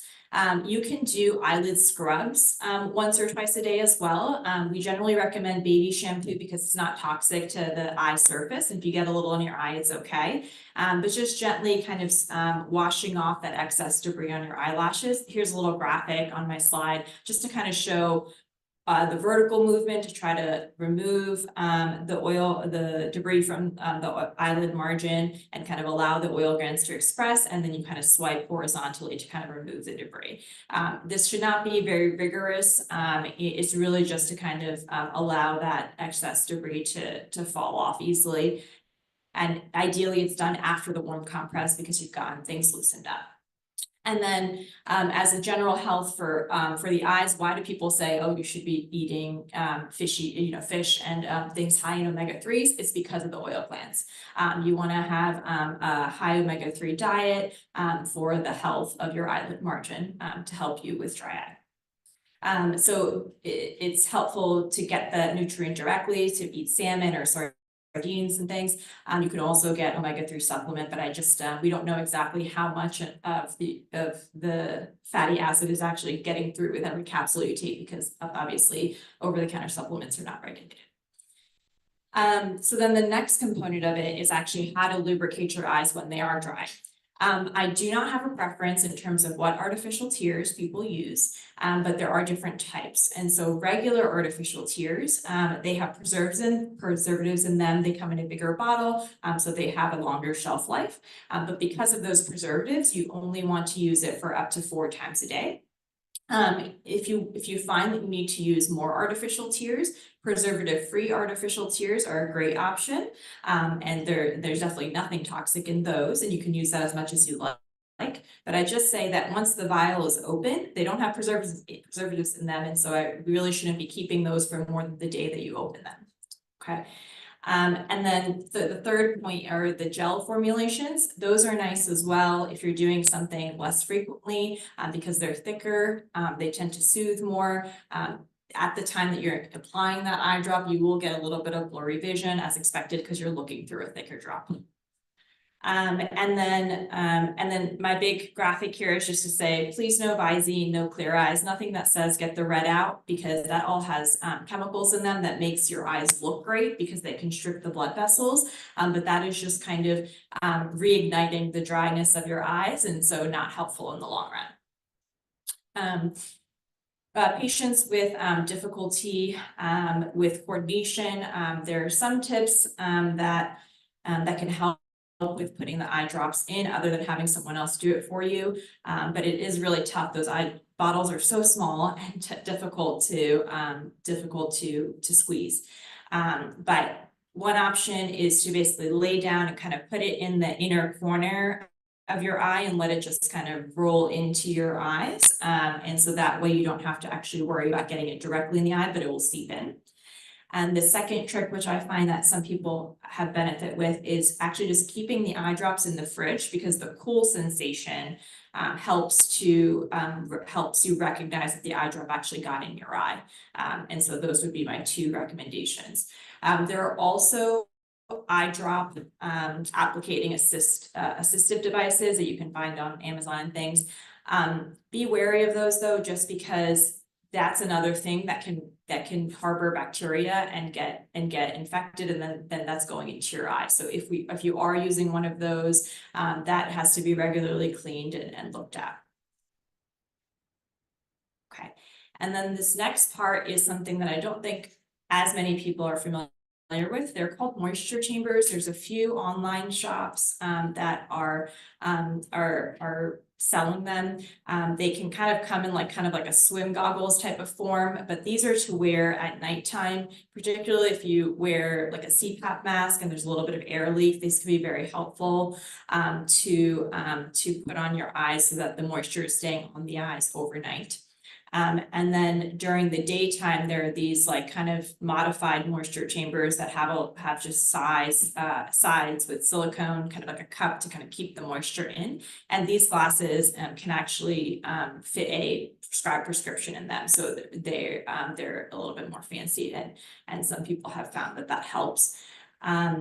And then the last note is at nighttime. I guess I didn't write that in here, but there's also artificial tear ointment that also has no medicine in it, but it's a thick ointment. You pull down the lower eyelid and kind of like apply a ribbon of the ointment and blink it into your eye, and that will help lubricate the eye when you're sleeping. Okay, so the next problem is double vision. And in my graphic here, I have an example of vertical double vision, but with Parkinson's disease, it's more commonly horizontal double vision, but then it made my slide difficult to read, so then I didn't do it that way. But just so you know, it's usually horizontal double vision if it's related to Parkinson's. Okay, so double vision, there are 2 types. Number 1 is double vision that's coming from one eye. That's what we call monocular diplopia, and that's nothing to do with the brain. That's the surface of your eye, that's a cataract, and that can be fixed by treating either of those things. Double vision that comes with both eyes open and then goes away with covering either eye is binocular diplopia, and that can be from a neurologic disease. And when it's in patients with Parkinson's disease, the most common reason for it is convergence insufficiency. So it's our brains and our eyes have a ability to converge, so bring your eyes in and focus on something up close. So in Parkinson's disease, you don't, your kind of stimulus to look in and turn your eyes in is reduced. And so therefore you get double vision up close. And so to help with that, there's the simplest thing, which is basically just covering one eye when you're trying to read, and that you can do with just semi-transparent tape over one of your lenses, over your reading glasses. The next step would be to basically give prism glasses so that the images that are split when you're looking near are actually brought together with the prism.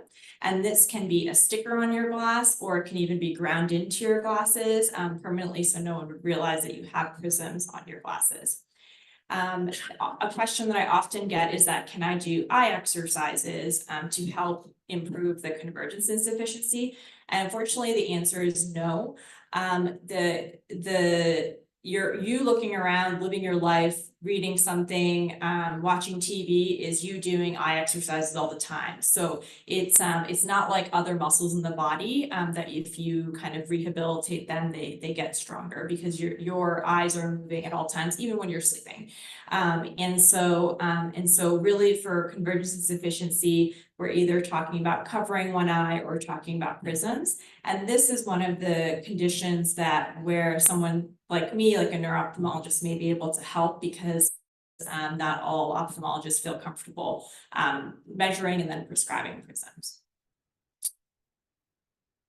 Okay, number 3. So there is more difficulty with reading, even if it's not related to double vision, in patients with Parkinson's disease, and it has to do with being able to move your eyes quickly from word to word, from line to line, and being able to do that in a small confined space. So in this graphic, for most people, they either get bifocals or progressives, where you're really making minute movements from one part of the lens to another, and trying to find that spot that helps you see the best. For Parkinson's patients, I actually recommend you get separate distance glasses and separate reading glasses, because you want a bigger area of lens that you can comfortably look through for a different activity, as opposed to trying to work in a narrow window where the distance is on top, intermediates in the middle, and near is on the bottom. So really avoiding progressives will improve the accuracy of your eye movements and reading ability. Okay. Number 4 is something that we call apraxia of eyelid opening. Not every patient with Parkinson's disease can have this, but it is one of the associated diagnoses. And so what this is that a patient may have difficulty opening their eyelid when they're trying to open it. So voluntarily eye movement is difficult, but reflexive eye movement is intact. When this is a concern for a patient, one option is that if you're not bothered, just kind of watch it, right? A second option are these eyelid crutches, which are an attachment to eyeglasses to basically try to lift the eyelids open. But I don't love this option just because it's, again, exposing the surface of your eye more to evaporation, and your dry eye can get worse, and then your quality of vision is not good for one reason or another. And then the third option, for the most severe cases, would basically be to do localized Botox injections to relax that muscle that is trying to close the eye and allow the eye to open. And that could be a targeted approach for some patients. Some neurologists feel comfortable doing this, eyelid Botox injections, but if not, neuro-ophthalmologists can do this. Oculoplastics doctors can do this as well. Okay, and number 5, visual hallucinations. An hallucination is seeing something that's not there. There are reports that half of the patients with Parkinson's disease can experience this at some point. It can be very subtle, like a shadow or a shape, to something very realistic, like you're seeing your pet next to you. And usually for this kind of symptom, if you're not bothered, reassurance is a primary mode of treatment, but also can consider adjusting your medications with your neurologist to see if the hallucinations can decrease in that way. So those were my top 5. There are other things that have been listed in the literature, and obviously patients have expressed these to me as well.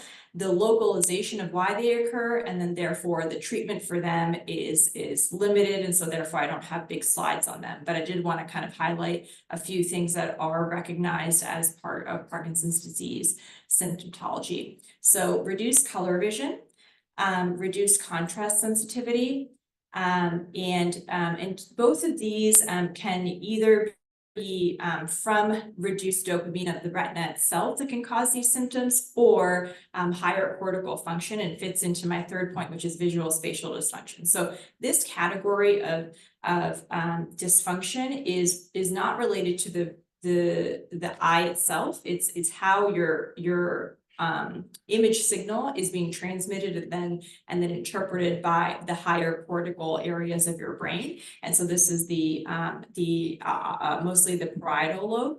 And so this is where there can be reduced function of the parietal lobe, of the occipital lobe, that can cause difficulty in peripheral vision, or you trying to put single objects into a bigger context. And so although we can note these signs on examination, unfortunately, there's not a way to treat that dysfunction. It's just kind of understanding that it is a possibility that you may experience.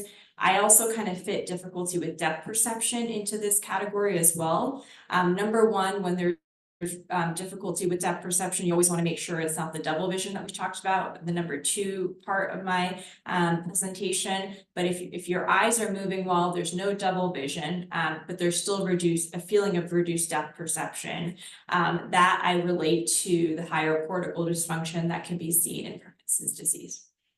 I do want to make a big point that Parkinson's disease, unlike other neurologic conditions, does not cause permanent vision loss, meaning it doesn't cause retinopathy, it doesn't cause optic neuropathy. And so an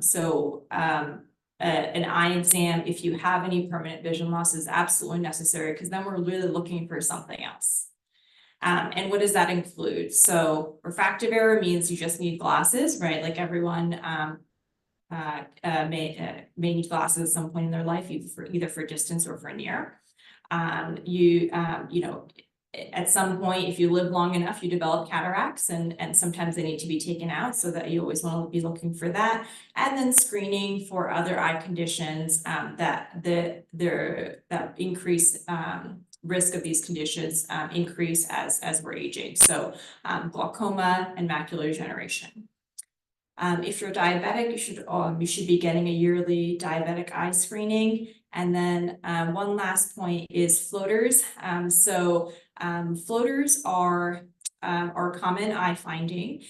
They are a manifestation of a jelly in the middle of our eye that everyone has, and as we age, it kind of changes in morphology, and then we're seeing little squiggly lines or dots in our vision when we move our eyes around.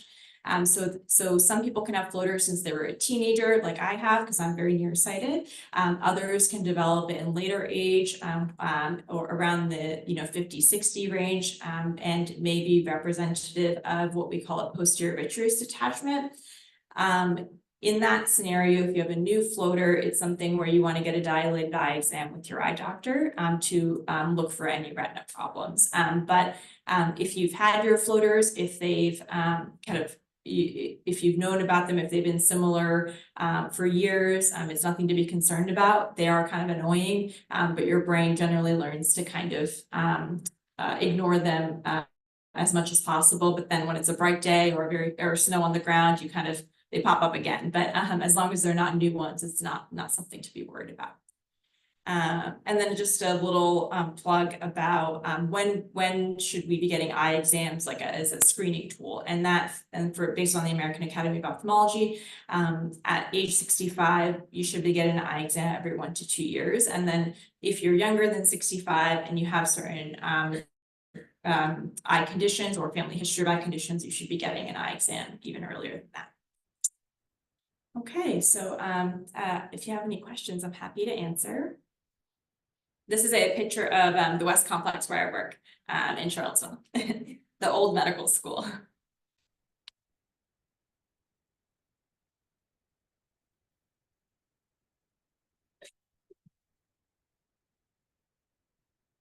Just wondered, Yes. some of the health food stores encourage the use of omega-7 instead of 3, and I just wondered how you felt about that versus 3. So the question was about use for omega-7. So I'm not familiar with any studies in terms of the use of omega-7s for eye conditions. So I would have to defer on that question, but there have been a lot of studies on omega-3s and the anterior surface of your eye and eye health. And so that's very well established, but omega-7 is new for me, so I'd have to look into that. Yes. And then that just brings me up to the point of the eye vitamins that are over the counter. So the ARADS2 formulation, those are for patients who have macular degeneration and a certain type of macular degeneration and may qualify for those. Because it reduces your risk of wet macular degeneration. But those are not really vitamins that you need if you don't have those eye conditions.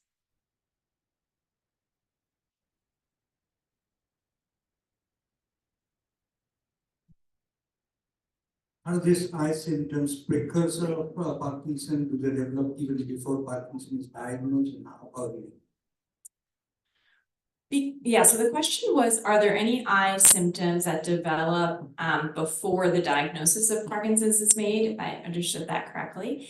It's a good question, and I think the answer is usually not, because dry eye is so common that you wouldn't necessarily attribute it to any neurologic disease beforehand. So usually the diagnosis of Parkinson's is not being made in our office.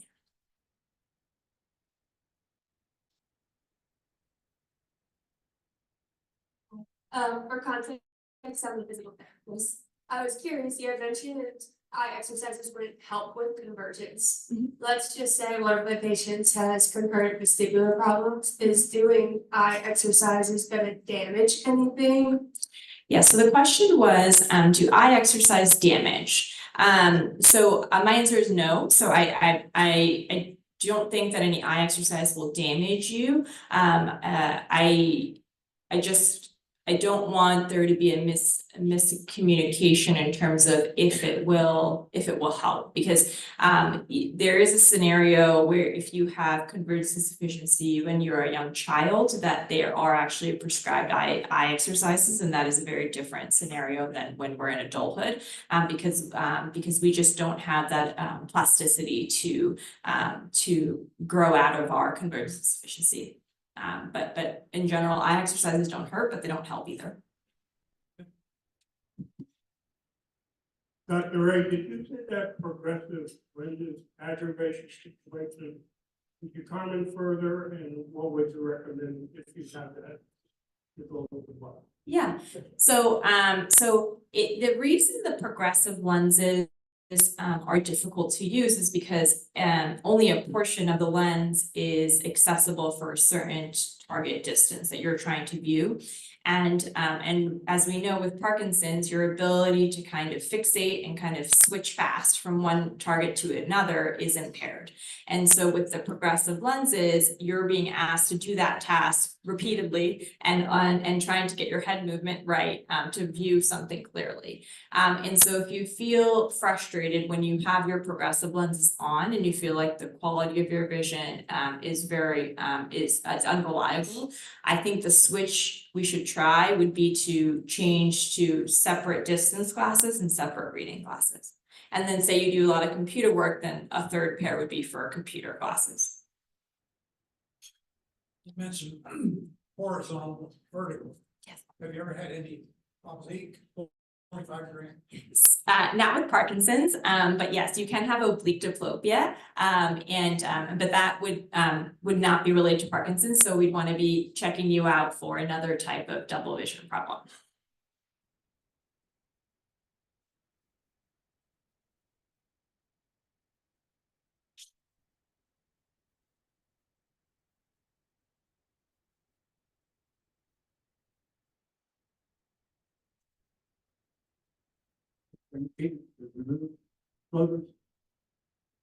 Very controversial.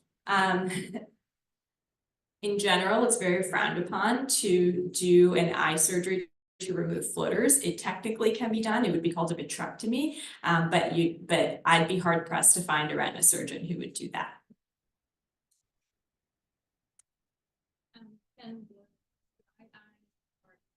the issues like dystrophy worse or make it progress faster?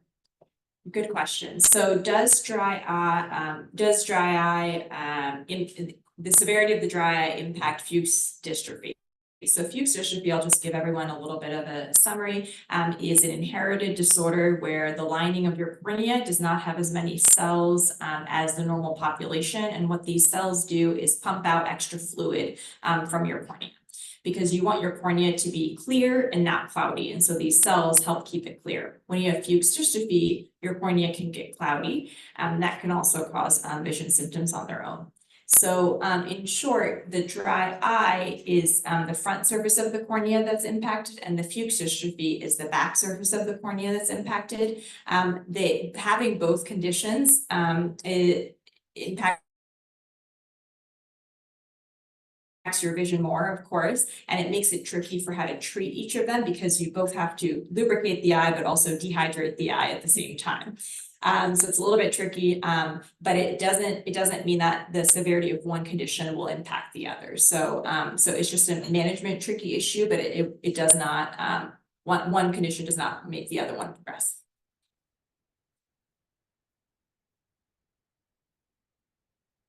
Okay, well, thanks everyone.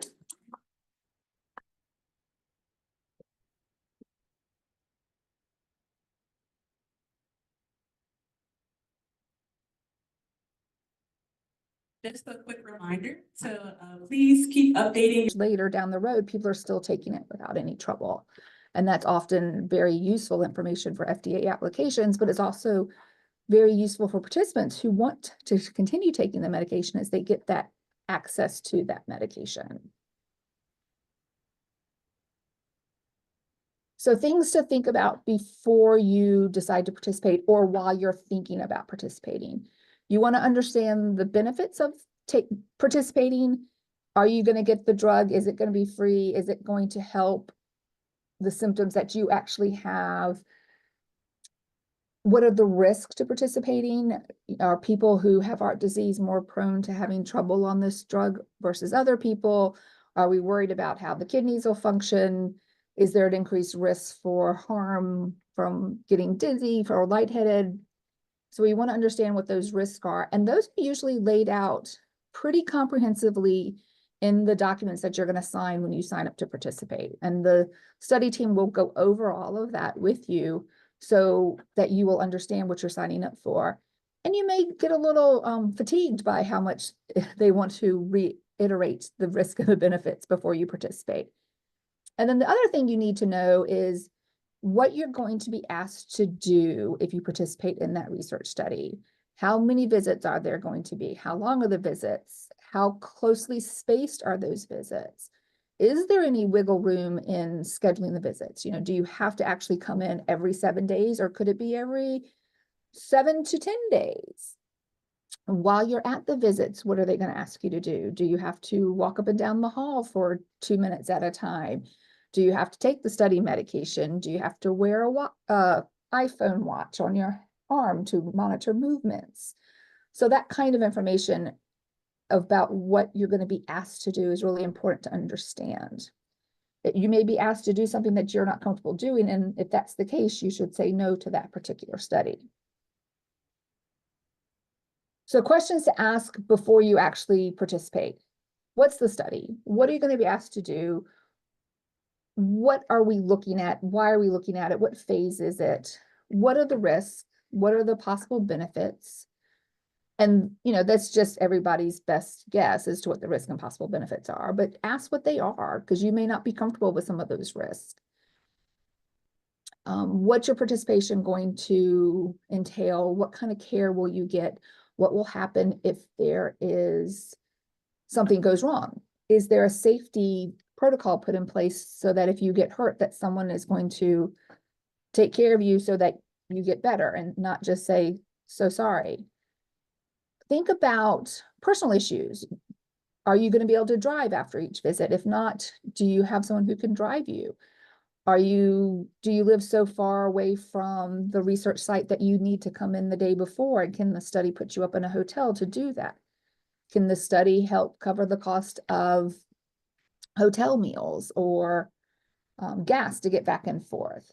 Some studies, and usually not in Parkinson's disease, but some of the more rare diseases, they'll fly participants in because they need to get those people in the door. You need to ask if there are any costs to you. Sometimes research studies are packaged with your clinical care. And so the clinical care portion of the visit is considered standard of care, and you get a bill for that like you would if you went to see the doctor just for those things. And then the other part of the research study is considered research, and you don't get billed for that. In our team, we try very hard to keep those two kinds of visits separate and not do two different kinds of visits at the same time. We want you to be very clear that everything that we're doing today is all about research. So we try to make that very clear. We also give you a lot of clinical care during your research visits, and that's fine with us, but it's easier for us and easier for you if we just think of those as research visits and not try to find a way to bill you for those things. You're giving us your time and out of the goodness of your heart, and we should be able to make sure that that happens without an expense to you.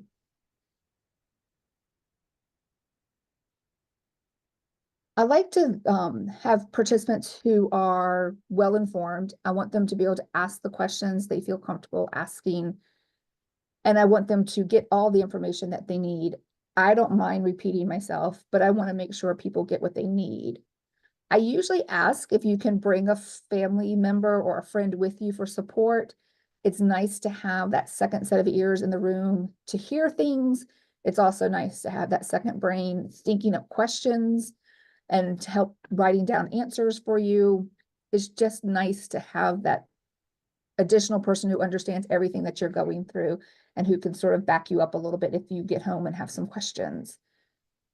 I want you to think about what you're going to ask when you come. Have a little notebook, write down your questions.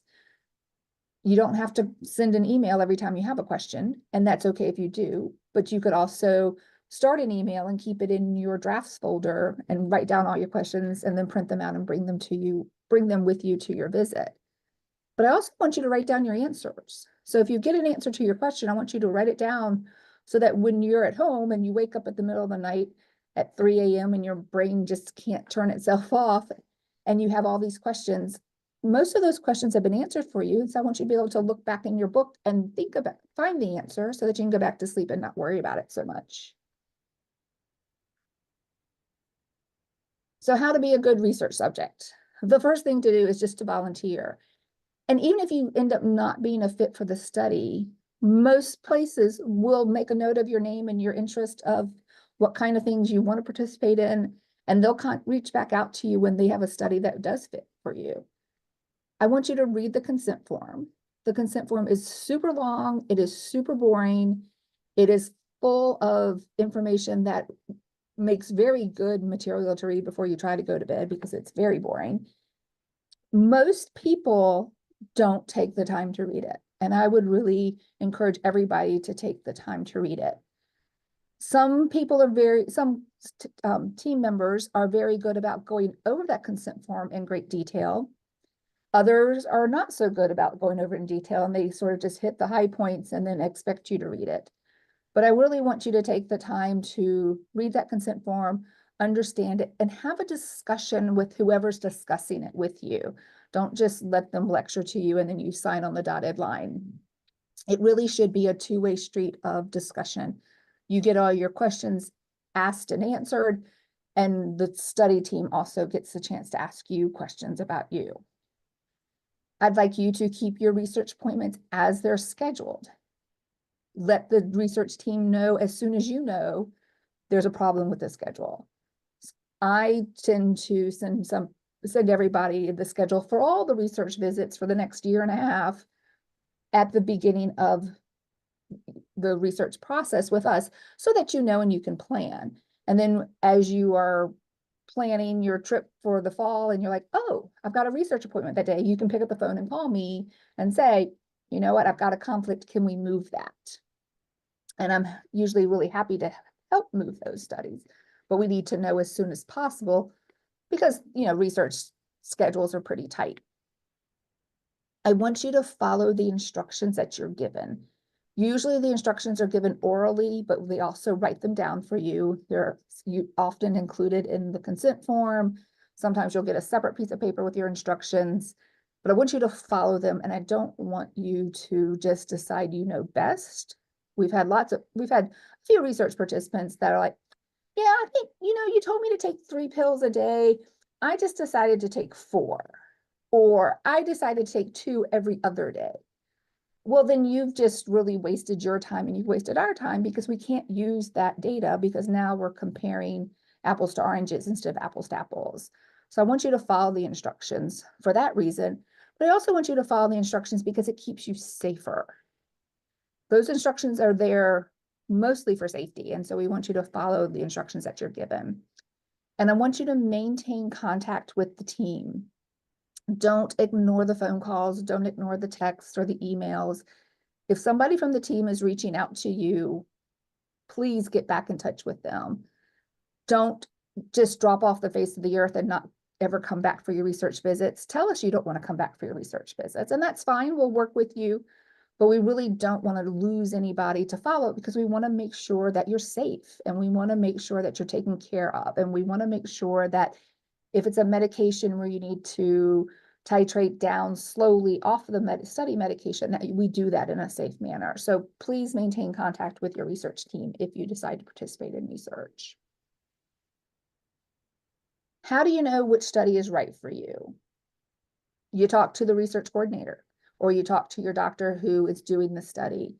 There's always a list of criteria, and whether you fit those criteria or not will help us know if that study is a good fit for you to begin with. Often it is things as simple as you have to be an individual who has Parkinson's disease between the age of 18 and 65 or 18 and 80. And so just they'll talk to you about those criteria and what they're looking for. The other things to think about though is, do you have the time at this moment in your life to commit to the research study and to commit to the number of visits and the length of the visits that are going to be asked for you if you decide to participate? Are you willing to take an investigational medication? Not everybody is willing to do that. Some people will say, I will take medications that are in phase 3 because we already have a lot of information now about the safety once it gets to phase 3. Some people are like, I'm a little more comfortable with risk. I'm willing to take a phase 2 drug, or I'm willing to take a phase 1 drug. Everybody is different in their level of comfort. And so I encourage you to think about that before you sign up for a research study. Look at the other risks that are associated with that. So if there's a risk of hypotension so that your blood pressure drops sometimes, are you okay with that? That might make you more prone to being lightheaded or dizzy, might also make you more prone to fall. Is that something you are willing to accept the risk of? And then the last thing to really think about is, are you willing to do the things in the protocol that we're going to ask you to do? Show up for all those visits. Let us do EKGs.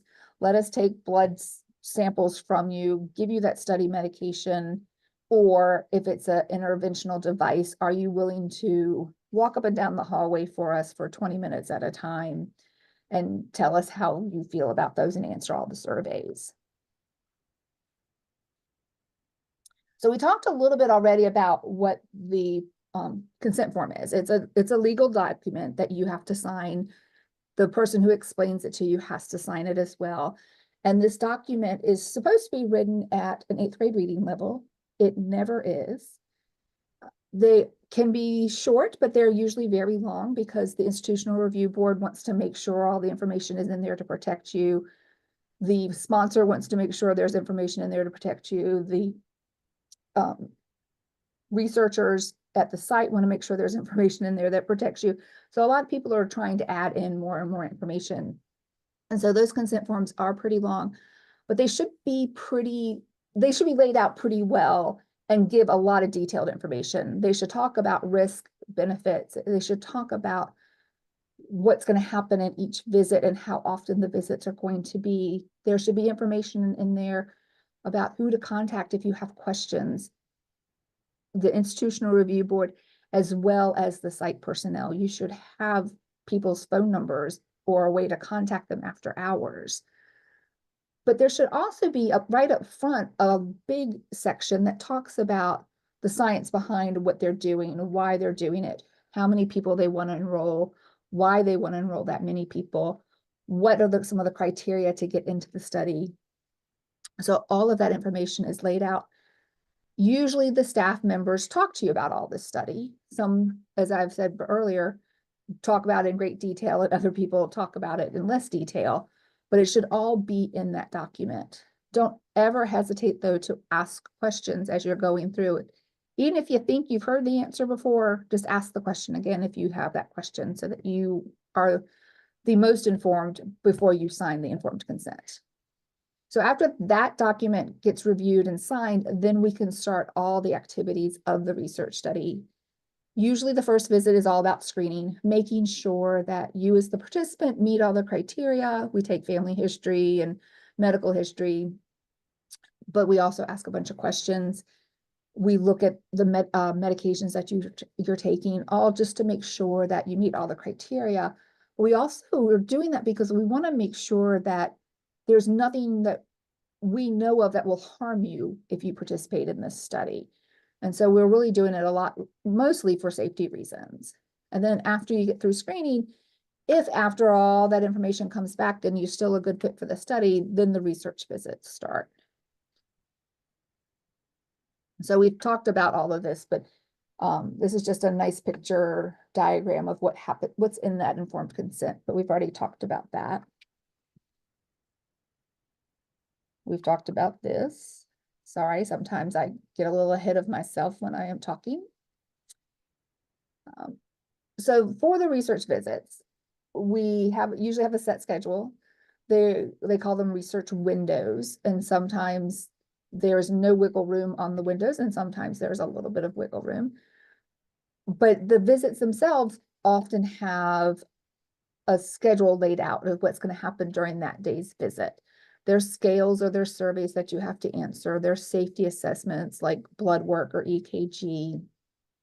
If it's a drug trial, we're going to give you the medication that you need to be taking, but we're also going to collect all the drugs that we've given you in the past to make sure you're actually taking them close to the way we think you should. We can't prove that you're taking them 3 times a day, but we can prove that there are 3 pills missing from what we gave you, and we can only assume that you took them and didn't give them to your cat or something else. So some of the terms that come up in research studies that you need to understand are placebo, randomization, and blinded or blindedness. And the placebo is just something that is made to look like the real product. Sometimes it's flavored so that it tastes like the real product, or the real product and the placebo both have a flavor that's been added so that you can't tell the difference. But the placebo shouldn't have any impact on you, your health, or the outcomes of the study. It's essentially what used to be called a sugar pill.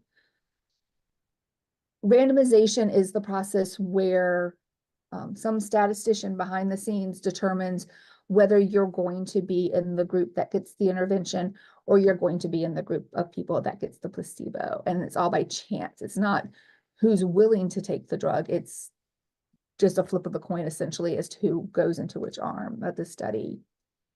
And then blindedness is also used to be called masking, means somebody in this process doesn't know whether you're getting the placebo or you're getting the real medication.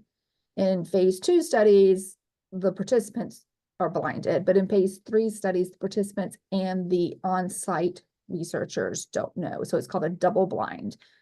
But there's always somebody who knows whether you're getting the real thing or not, because we need that for safety. So how should you, as a potential research participant, evaluate a research study? You want to make sure that you get along with the study team, that you feel comfortable asking them questions and that they're giving you full and complete answers. You don't want to work with a team that doesn't have time for your questions or is a little cagey about responses. You want to make sure there is oversight by an institutional review board. That's one of those groups that keeps you safe. You want to make sure that the purpose of the trial is clear and that it meets your goals. Stipend payments are nice, but you should make sure they're not so large that they're actually coercive. So we try very hard to make sure that you're kind of compensated for your time, but we're never going to compensate you fully for your time. Because if we did, it would be coercive. We don't want to give stipends that are so large that you're like, wow, I'm willing to do that study for that amount of money. I want you to say, I'm willing to do your study because I really think that what you're proposing is an interesting concept and I might get some benefit from you, and the stipend is just a little bonus. You want to make sure that the study is listed on legitimate research platforms and not just on a company's website somewhere. And we'll talk about the different platforms where you can find more information about research studies to make sure it's a legit research study. And you want to know, does this research study ask you to pay for things? Is it a cost for you to participate? If it's a cost to you, is it a prohibitive cost? Is it a large cost? Or is it just a little something like your gas to get to the facility? Not that they're charging you $1,000 to take the pill. If they're charging you money to participate, you're most likely not in a regulated research study. So here's some of the websites that are really great for looking up your looking up your clinical trials. And we'll go over some of the different studies in just a minute. I'm going to leave this up there before I move on so that if you want to jot down that information or take a screenshot, you're happy to do that. Clinicaltrials.gov is the major site. It's run by the government, but it's the major site for drug studies. Any drug study that's going to go to the FDA is required to be on clinicaltrials.gov at some point during their research study, during their research process. It is like every other federal government website. It's not the easiest to navigate, but the information is there if you do a little digging. And so even if you don't understand all the information on the website, the fact that your trial is listed on a website is a really good sign. The NIH, which is the National Institute of Health, has a website as well and a clinical trial finder to help you find studies that might fit your criteria. The Michael J. Fox runs a really great trial finder. The Parkinson's Foundation has a really good trial finder. The APDA has one. There's another organization called trialstoday.org, and I like that one as well. It's a nice one. But the other ways to find clinical trials is ask your neurologist. Look at social media, look at support groups. Social media, take with a grain of salt, do your due diligence and look into it before you sign up for it.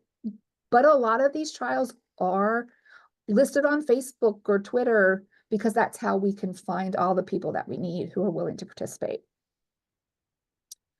So here's clinicaltrials.org. And you can, excuse me, this is clinicaltrials.gov. But you can list your criteria and you can be very broad or you can be very narrow when you're looking for studies. So you can put in the condition that you have, like if you have dyskinesias that you don't like and you want a trial for dyskinesias and Parkinson's disease, you could write both of those things in that top box, or you could write Parkinson's disease in that top box and dyskinesias in the second box. But you can add all the different layers of information that you need, and then it will give you information. You can also ask it to only give you studies that are actively recruiting. So if you ask it to return all studies, it's going to also give you studies that are closed, that are in data analysis, that are no longer accepting new people.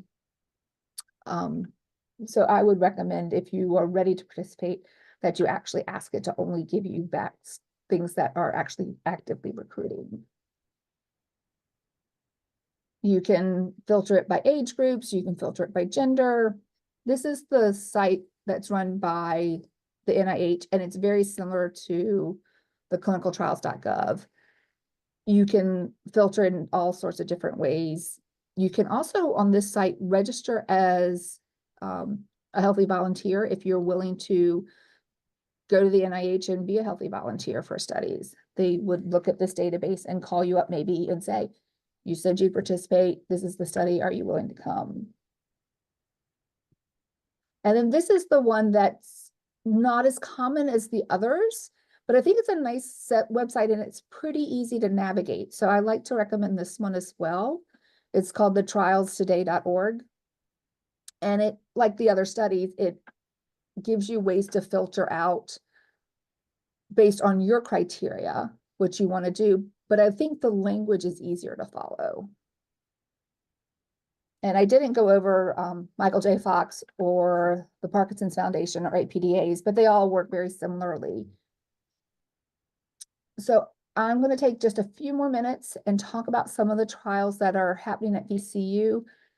One, so that you know what we're doing, but two, you get an idea of the variety of kinds of research studies that are out there. And so this is just one institution's snapshot of some of the research we're doing in Parkinson's disease. The PD generation is a genetic research study sponsored by the Parkinson's Foundation, but it's looking just to understand the genetics behind Parkinson's disease. It involves one in-person visit. You provide a little bit of information about yourself, and you provide a DNA sample. And then there's a follow-up phone call once that DNA sample comes back to give you the results of that testing. And then your sample stays in research, but you don't have to do anything. The researchers are going to use that DNA sample to try to better understand the genetics behind Parkinson's disease. And if they ever find out anything that might be of interest to you, they contact you to let you know that. But it's a very low investment of your time. Then we have another research study that is looking just to understand diverse perspectives in getting the diagnosis of Parkinson's disease. And we're looking mostly at minority groups because we have a lot of information about people who are Caucasian. And then we have some trials that are looking at different medications. So the one that's PD201 is looking for people who aren't taking any Parkinson's medications yet. Their diagnosis has been pretty recent. So they're sort of newly diagnosed people, and this is a new medication to help them. ITI is looking for people who are a little bit further down their pathway of having Parkinson's disease, and they're having wearing off time. So that time between doses where you don't feel like you're getting any benefit from the medication, you're waiting for the next dose to kick in. But you also have to have dyskinesias, which are those wiggly movements that are often a side effect of carbidopa-levodopa. We are doing a study where we're looking at using EEGs to understand and figure out how dementia progresses in people who have Parkinson's disease. We are looking at people with Parkinson's disease and some of their autonomic problems like cardiovascular disease, cognitive impairment. So it's not a drug trial at all. It's just looking at trying to understand those things. And then we have another study called PD Sleep, where we are looking at how people with Parkinson's disease and other neurological diseases, how their sleep is impacted. And right now we've collected all the people that we need who have different diseases, but we're looking for people who are called healthy controls. So there's a wide variety of research going on at our institution. And then these are the slides that I've already just told you about. So I apologize for that.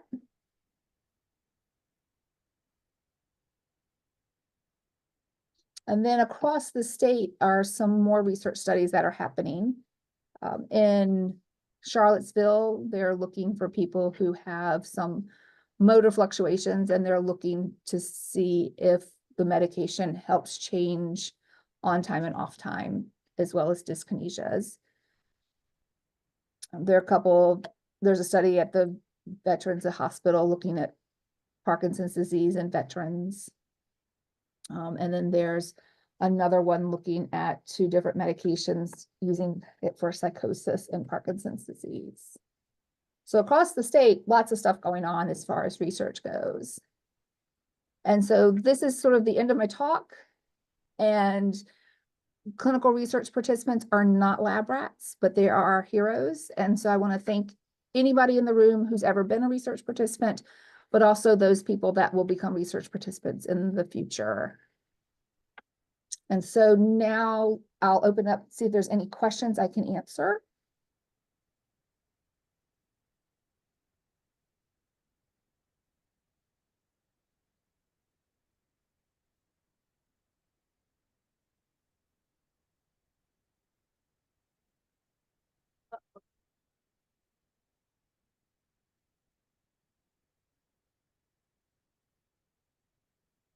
Once you start a study and let's say something happens, you get sick or whatever, can you stop it or do you have to continue? Yes, you can stop it at any time for any reason. So if you decide that, you know what, I don't like going to that center every week, I'm going to stop, you can do that. We're going to ask you why you want to stop, because we want to document it just so that in the future we might make a better study, but you can stop for whatever reason you want to.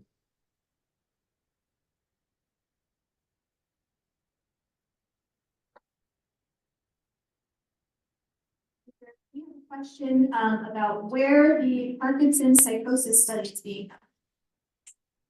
Where the Parkinson psychosis studies are being held? Yes. The ones that I mentioned? Yes. I am pretty sure it's at VCU. Let me look.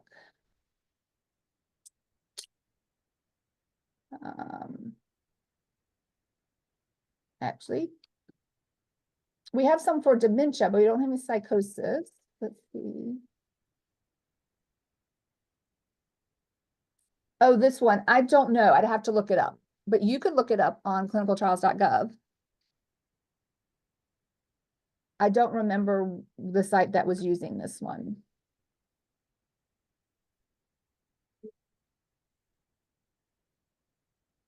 All right, well, thank you, Ginger, for being here today. We appreciate you zooming in virtually to assist us. So thank you so much. So let's give Ginger a round of applause. I want to thank you all for allowing me to zoom in. I appreciate you taking the time to listen, but I also appreciate the fact that it's not easy to listen to somebody on Zoom. So thank you so much for your time. Thank you, Ginger. Have a nice day. Thank you.